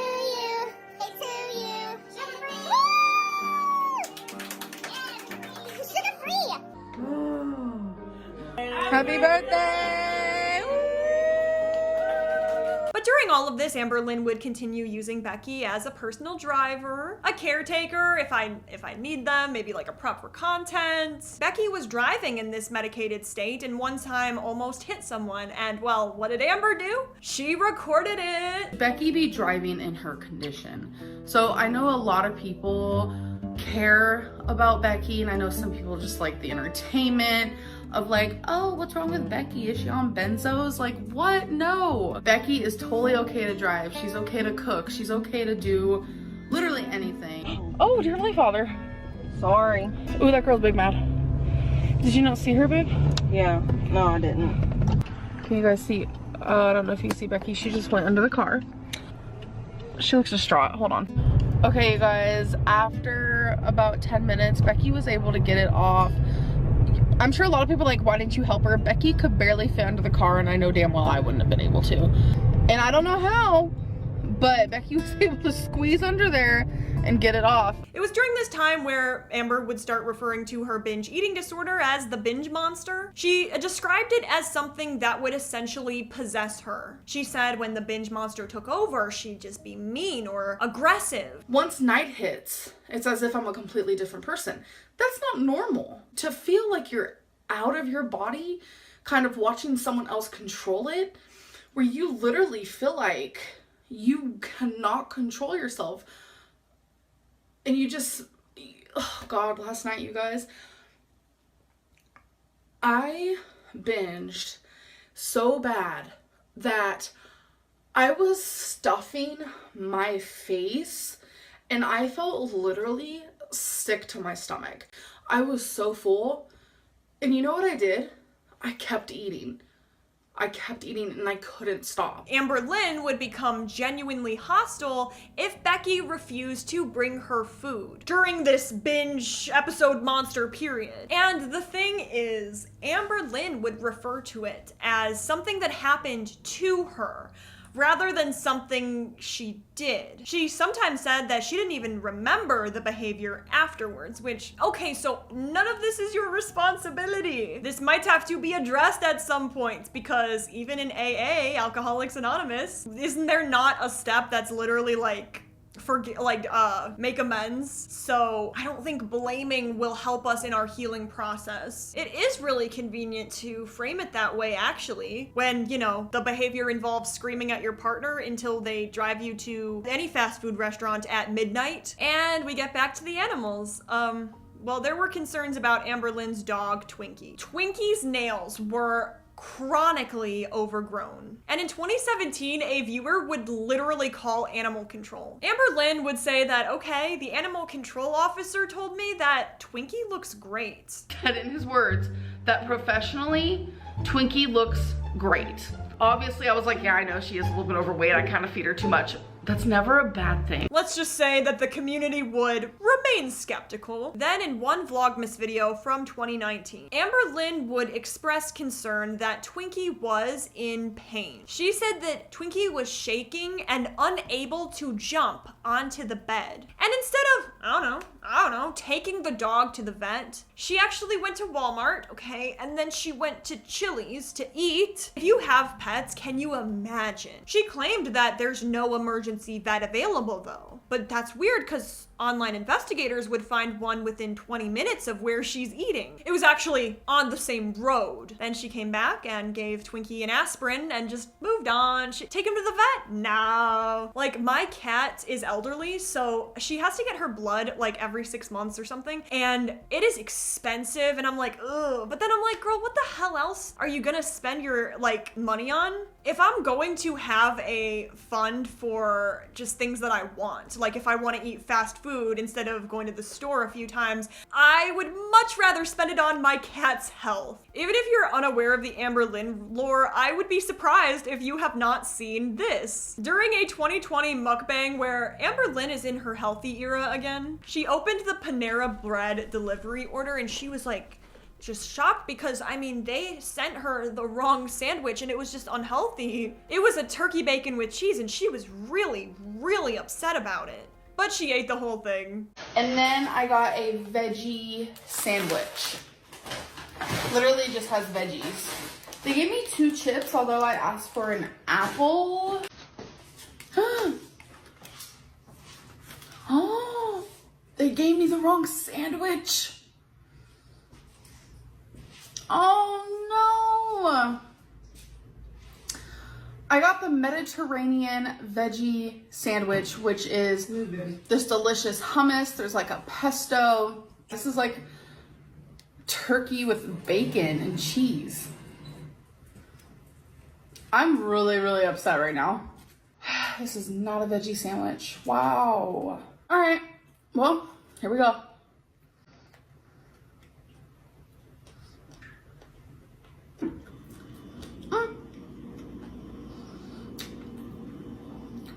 not bad. I'm gonna take off the cheese though. It's good, but it's just like those extra calories for no reason.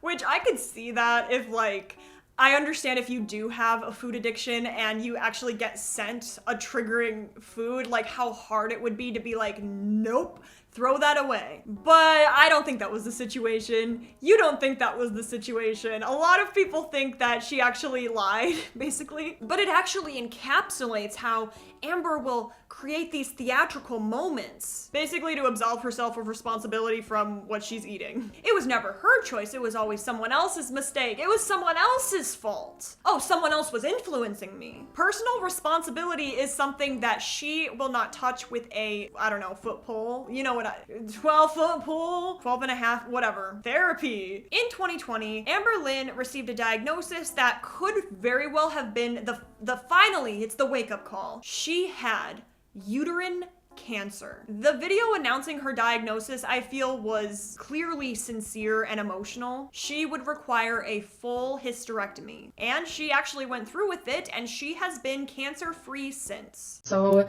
today I have an appointment to get a CT scan. So I want to explain kind of what's been happening, but I feel like I need to do just a real quick backstory of when I was diagnosed with uterine cancer. So I get asked a lot, like, what was my biggest symptom of that? It was the fact that I bled for over 2 years. I never went to a gyno, because I did go to the ER a couple times. I did see an actual doctor a couple times. And every single time I go, they would say, yeah, this isn't normal, but people your size have really weird and irregular periods. And I was diagnosed with a UTI multiple times. So all of that fed into my delusion, and it made it to where like the fear of going to a gynecologist was a lot stronger than me actually going. Long story short, I did have uterine cancer. I ended up getting a full hysterectomy, so I no longer have a menstrual cycle, so I don't bleed from down yonder. So if I ever notice blood from down yonder, something is wrong. So it was a little over 2 weeks ago, I went pee and I noticed there was blood in my pee. This is very hard for me to talk about. But what really could have been her turning point was not. She did not meaningfully change her habits or her diet or just her approach in general to life and her health. She actually entered what viewers called the live stream era, where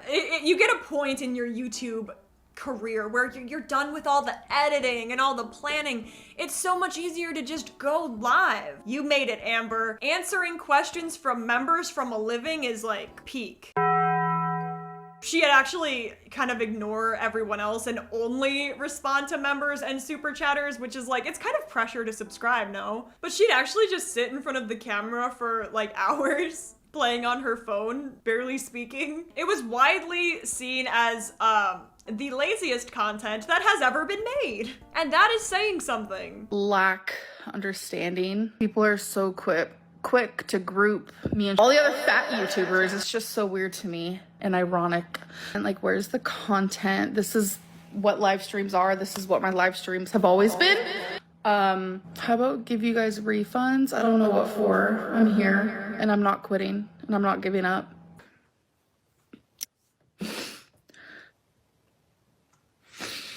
Like, I'm on the ground and people are just kicking me and kicking me. Literally don't know what to do. I'm just gonna leave it at that. She would later talk about getting weight loss surgery. They told her she needed to go a year without binging before they would approve the surgery. Her response was to question like if she even had binge eating disorder at all, suggest that this year-long requirement is just unreasonable for her, and eventually conclude that weight loss surgery is not for her. But a lot of people hypothesize that she was actually denied rather than walked away. There were these suspicious emails that surfaced, purporting to show her bariatric clinic just praising her as a patient. Many of the viewers believed that this is fabricated. Years later, she would blame Becky for not making her go to the doctor sooner, claiming that if she had been more of an attentive partner, she would have caught the cancer sooner. Becky responded publicly saying like, oh yeah, no, the thing is, I actually did. No, I did urge you to see a gynecologist. And what did you do, Amber? You refused. Becky would also point out that Amberlynn had gone to the doctor actually multiple times during this period, where she was experiencing these symptoms, but only once mentioned them to the doctors there. The blame was just entirely misplaced. And then we have Becky here, who has actually been through the depths of hell, does not deserve any of this. But how can we forget the Zachary Michael situation? because Zachary is one of the most prominent channels when you think about people who covered Amber. The thing is, Amber would kind of edit it to make it look like Zachary had said things worse than they actually originally said them, cutting out context and rearranging clips in order, like, why? Victim moment? I mean, that's a really bold strategy. It's just that, like, the original content does exist, though, on YouTube. Zachary responded by showing unedited footage side by side with Amber's version. First of all, I love how he doesn't even have his own intro. It's literally my intro. When I say, hey guys, like, he literally not only reacts to my content, but literally has none of his own. He is a copycat. Like that Billie Eilish song. Loves it. Normal people go outside every day. Like, And the sad thing is, I am not a normal person, Zach. I think you've been around long enough to know that I'm not a normal person. I suffer with a lot of mental problems, and a lot of those things keep me indoors, a lot of them. And I just don't think it's okay for you to kind of judge someone based on that. But since you have a huge following who adores you for making reaction videos about me, of course no one's going to call you out on that. And that's just kind of reality. But you should not judge someone based on their mental problems. Like, it's messed up. Amberlynn over there is in the sun. No, I don't need these shots. Are things I don't need. Like, literally, it's my back. Like, honestly, he just said these shots are what I don't need. And the face he made when Becky showed my back. Yeah, so she deliberately manipulated the content. It backfired spectacularly, I would say, and actually reinforced the community's pre-existing belief. Amberlynn will lie about anything if it will make her look better. Okay, so in 2021, Amberlynn would eat a Delta 8 gummy during a Halloween live stream. She started talking about commentary channels, and one of them was the Narc Alert. Someone in the chat had recently told her that the Narc Alert had recently had a heart attack. So this is Amber's response, and well, she's visibly high, which says she's just trying so hard to find her sympathy bone. It's just that she does not care, nor does she feel bad. The Narc Alert had a heart attack. Have some sympathy.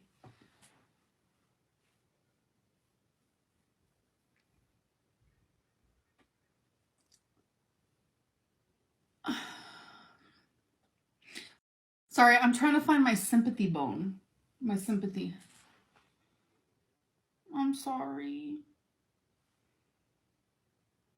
I don't care. She would later claim that, of course this was a joke, a test to see how the audience would react, but the damage was done. So obviously the Narc Alert has made critique videos about Amberlynn, and generally, I cannot imagine even someone that you really don't like. Making light of someone's heart attack is just, I don't know if there is a situation in which that would be appropriate. And the state of mind that you were in during it doesn't matter. You could argue that like, oh, that wasn't me because I was high, okay? And then Becky's mother would eventually pass away from cancer. And on the day that Becky and her family would go out to pick a headstone, Amberlynn stayed in the car, oh my god, and filmed a TikTok. Oh, but Michelle, it must have been some kind of memorial thing and it's too emotional for me to go in there. That would be slightly better. No, she's actually just doing some done up for the camera TikTok while her partner is doing probably one of the hardest things she'll have to do in her life. She would later claim that she stayed behind out of respect for the family, but the TikTok did kind of undermine that explanation. So as I've kind of discussed before the breakup, Amberlynn and Becky had actually gotten engaged. The engagement itself was actually telling. Amberlynn had funded the rings with her own money, essentially just orchestrating the entire proposal. It's just that during this whole thing, you could see it wasn't exactly this classic relationship. Actually, it felt more like, oh yeah, the caretaker arrangement. Becky drove Amberlynn everywhere. She helped Amber bathe, something she would deny for years before eventually confirming it. Viewers would also point out that Amber would wear the same polka dot bra in every single video for months. But Amber would claim that, well, actually that's because I have multiple pairs of the same bra. The Amberverse fact checkers were unconvinced, and my question would be, if she did make this up, I'm just thinking about her. She's like, okay, I don't want people to think that I wear the same bra every single day. What can I say? Oh, I know. I own multiple of the same bra. Like, how are they ever gonna know? Oh no, she would eventually say that that was a lie. So we had Becky, who's cooking and cleaning and managing the household. And through all of it, Amberlynn was consistently just like, I don't know, condescending, degrading to Becky on camera, making comments about their weight, whatever, their appearance, and their intelligence that were clearly hurtful, but like, you could pass it off as being a joke, which those are like the most upsetting to me. If you're gonna be mean, please just be mean. The passive aggressive is the thing that I don't jive with. So Becky once finally built up the courage to break up with Amberlynn, and what did Amberlynn do? She started laughing. She refused to let it happen, but the second time, Becky was like, no, I gotta stand firm at some point. I guess I'm gonna go ahead and just say it. We have broke up. We just want different things in life. But I love her. I love her. Me and her are going to do this together. We're gonna work through this together. Whenever both of us are hurting, we're gonna be there for each other. You know, I'm going through a hard grieving process right now, and I can't be the partner that she needs. The second time, Becky stood firm. Becky finally ended the relationship in June of 2021. And there was a breakup live stream, of course, and actually Becky was very composed and direct. They said they could not be the partner Amberlynn needed, which, okay, yeah. I mean, who can, to be fair? Because I don't think your partner can solve your problems. Do you know what I mean? Like, your partner can't force you to get better. But Becky would say they just wanted different things and that they really just needed to grieve their mother properly. Like, I thought we were forever and like you blindsided me. Who said that? I did. Oh, I'm good. Yeah, she's great with her decisions. She's just thriving. This girl would try to be hitting me up, and I would lie and be like, I'm sleeping.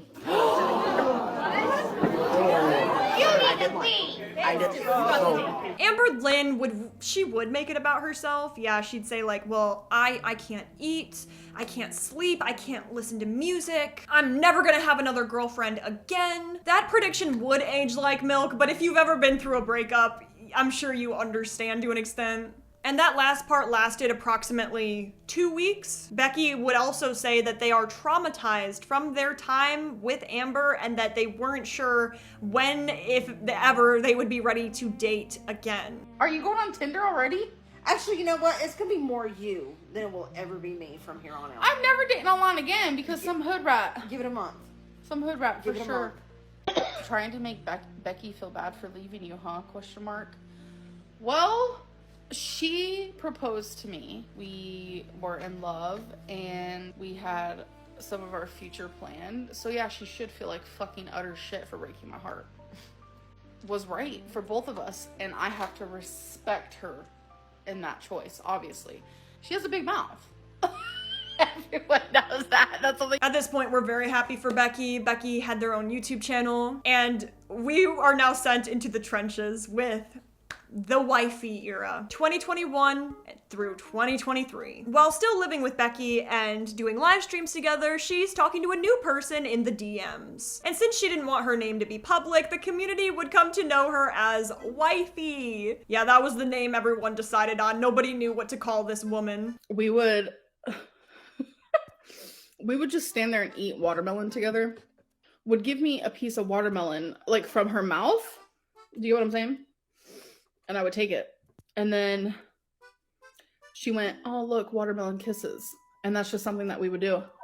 My question is also, how much can you really care about a person if you move on from them so quickly after a breakup? I know that not everyone is gonna be the same, and it doesn't mean you didn't care about them, but I feel like Amber, has never really had time to grieve a relationship. That is assuming there was grieving to be had. So during these live streams, Amberlynn is sitting right next to Becky and texting her wifey. Dude, it is, oh my God. If I were Becky, I don't know. And I completely understand how she would consider this a traumatic part of her life. Because we have Amberlynn sitting next to her and she's laughing like, oh my gosh, she's so funny. No one has ever treated me like this in a relationship before. She's unlike any partner I've ever had. She'd just gush about like how wifey has such a beautiful smile, these beautiful braids, how attractive she is. Becky is sitting right there. Becky just sat there and took it because do you know what? That's what Becky's been doing for 4 years. During a joint live stream, Becky would whisper in Amber's ear, she'd be like, remember who helped you with the bathroom? The audience heard it and Becky meant it. And then the Amberverse, you could even hear them from here. Collectively,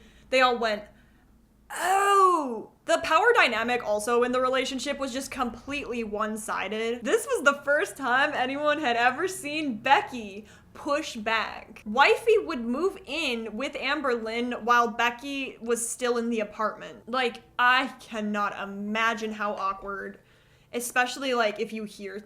Never mind. Eventually, Becky moved out and Amber gave them nothing. No money from the live streams that Becky had participated in, despite previously promising to split the earnings. No financial support, despite the fact that Amber had convinced Becky to quit their job years ago because viewers found out where Becky worked and they were calling the place they worked. So now Becky is left with these years-long gaps on their resume. And what are they supposed to say at their next job interview then? Like, so what, can you explain this gap in your resume? Okay, so I was in an abusive relationship. I guess I should say allegedly. So now they have no savings and they have to deal with the emotional wreckage of having been with Amber for the past 4 years. And the community rallied behind Becky. If it wasn't obvious already, our favorite ex is mostly among the community Becky. To this day, they are regarded as one of the most sympathetic characters in the entire Amberverse. Okay, so the wifey era, I remember very clearly because I was watching a lot of Kicking Geese back then. It was kind of the most boring era in the Amber universe because, well, wifey didn't want to be on camera and Amber can only be so entertaining. No offense though to Amber, cause like same. That's why I'm talking about other people. But anyway, so Amberlynn is just doing most of her content alone. Like she's doing shopping hauls and Q&As as a audience is steadily declining. Like the lore didn't stop. It keeps going. It just, well, at the time, it was significantly less entertaining, although it would be the most shocking. Not because of this, but Amber would show up in like live streams with hickeys and just gush about how amazing wifey is. And just the relationship exes is so much better than all of my past relationships. I feel like that is Amber's way of kind of saying like, you guys all thought that I was the problem because I've been the common denominator, but look, finally. But viewers had actually heard this before multiple times through every era. At this point, I think the audience could kind of answer, like finish sentences for Amberlynn. During this time, Amberlynn had actually discovered OZEMPIC and she had used it for some time. She actually, oh my God, had success with it. Well, she did lose a noticeable amount of weight and then she quit, citing concerns from gallstones about rapid weight loss. That is my question about weight loss things like Ozempic. Like, I understand that there are situations in which losing weight on your own is just not gonna happen. These weight loss GLP-1s would be considered the more healthy option, but I feel like, am I wrong here that sometimes the weight is just lost way too quickly? Now, I could be completely off. Let me know if you are on a GLP-1, but I feel like sometimes there can be side effects and symptoms. I think some people have like no symptoms and other people have terrible symptoms. Side effects, not symptoms. A lot of people speculated that she actually had quit due to supply issues during the, apparently this happened, the great Ozempic shortage, and that she simply could not get her next dose because she wasn't prescribed it. Either way, the honeymoon phase has ended. The weight came back and she would later try Ozempic again in 2024. This time she was more open about it, but she did use it as a license to pretty much eat whatever she wants rather than combining it with dietary changes, which I think, I mean, this is something I'm even guilty of, is you can skinny fat or whatever. It's like if you don't eat your vegetables, we all need our vitamins. Like, for example, if somebody needs 2,000 calories a day to maintain, and those 2,000 calories are spent on like only McDonald's, it's like, girl, no, it's okay to go a bit over. You just need a little bit of broccoli or something in there, because nutrients are actually very important. Anyways, Amberlynn was pretty much expecting Ozempic to do all the group work, and the results were just predictably disappointing. The only real drama would come when Destiny resurfaced in 2022. So Amber has responded to Destiny's accusations of domestic violence. Somebody asked in an Instagram Q&A, as a supporter, I need to know, was the Code Red incident true? People are calling this the Code Red incident because during this, Destiny was holding a can of Code Red Mountain Dew. Destiny also claimed that Amber later threw this can of Mountain Dew at her car as she was trying to leave. Basically, during this incident, Destiny told Amber that she wants to go to a family event, and then Amber was like, I don't want to go to that. So then Destiny was like, oh, that's fine, you can stay here and I'll go. And according to Destiny, Amber started throwing a, quote, fit. She says Amber was crying. She says Amber was claiming she was going to hurt herself if Destiny did not stay there with her. Destiny said Amber was physically trying to block her from leaving the house and was shouting at her from the sliding glass door of the apartment. This led to Destiny trying to leave in a car. Amber apparently charged at the car and threw the Code Red Mountain Dew, and Destiny says that she ended up not going to this event, or that she most likely remembers not going, that she can't remember going to the event.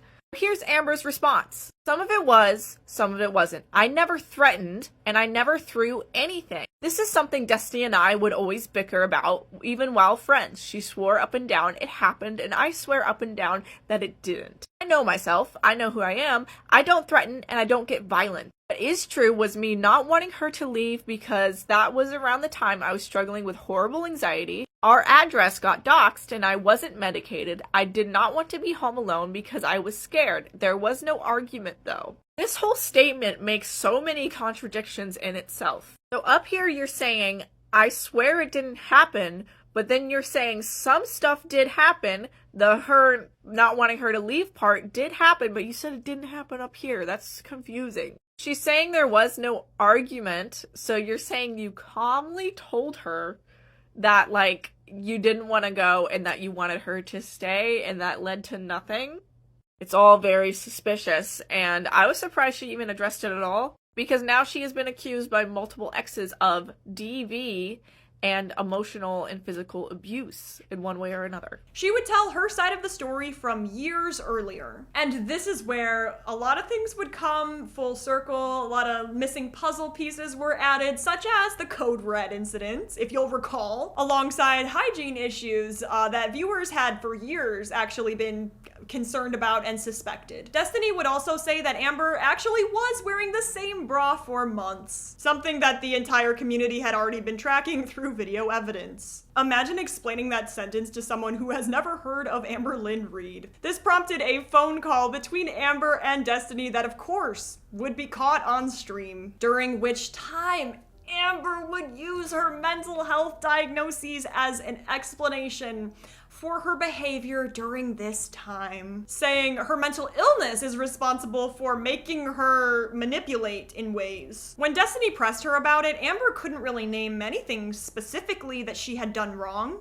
but she immediately pivoted to borderline personality disorder for an excuse for how she treats people. Now, I will admit, not everyone with BPD is the same, but BPD is very basically seen as a severe instability in moods, behavior, self-image, and relationships. It is a cluster B personality disorder. I really want to tread this lightly because BPD and narcissistic personality disorder, while they are in the same cluster, completely different disorders. But a lot of people have accused Amber of having narcissistic behaviors, such as refusing accountability, blaming others, putting her own needs first. Basically, some symptoms of BPD can be mistaken for NPD. I don't know why I'm so stuck on this. Essentially, BPD is not an excuse. So many people have BPD and they seek out therapy. I know it's not that simple, but seeing the denial in getting help and the consistent blaming. I know there is no age limit, but as we are in our 30s, I don't understand using it to blame people, because unlike other conditions, like maybe bipolar disorder, the BPD can very much be in remission, but girly is, I don't know, not too good for a therapist. She knows too much. I don't know. Essentially, I don't want to talk about it too much because it's kind of personal, but someone in my life, a loved one who has borderline. And I, while making this video, was able to kind of say like, okay, so that is familiar, and not everyone with BPD is the same, but the difference lies when you want to actually seek out help, say like, okay, this is my behavior, this is how I've been affecting people. These are my symptoms. That it's like a monster that comes over me, the binge eating. Like, girl, with that mindset, how are we ever going to improve? Anyway, the community has heard enough, and Wifey broke up with Amberlynn in 2023. I don't know if I'm gonna regret this, but Feline and I have broken up. It was mutual. Unlike a lot of her, actually all of her other exes, Wifey completely cut contact and did not talk about the relationship publicly. And given what has happened to every other person who has dated Amberlynn Reid, this might have been the smartest decision anyone has made in this entire story. So apparently Amber is now living in Oklahoma near her mother, who is apparently sober from her addiction issues. She apparently spends a lot of time going to casinos with her mom and grandma, or like bingo, goes to church despite identifying as agnostic, and drinks buzzballs alone in her apartment. Which I was gonna, oh my god, you can see how I'm not completely in the loop here, but I was like, oh my gosh, so she finally had a second to be single? No.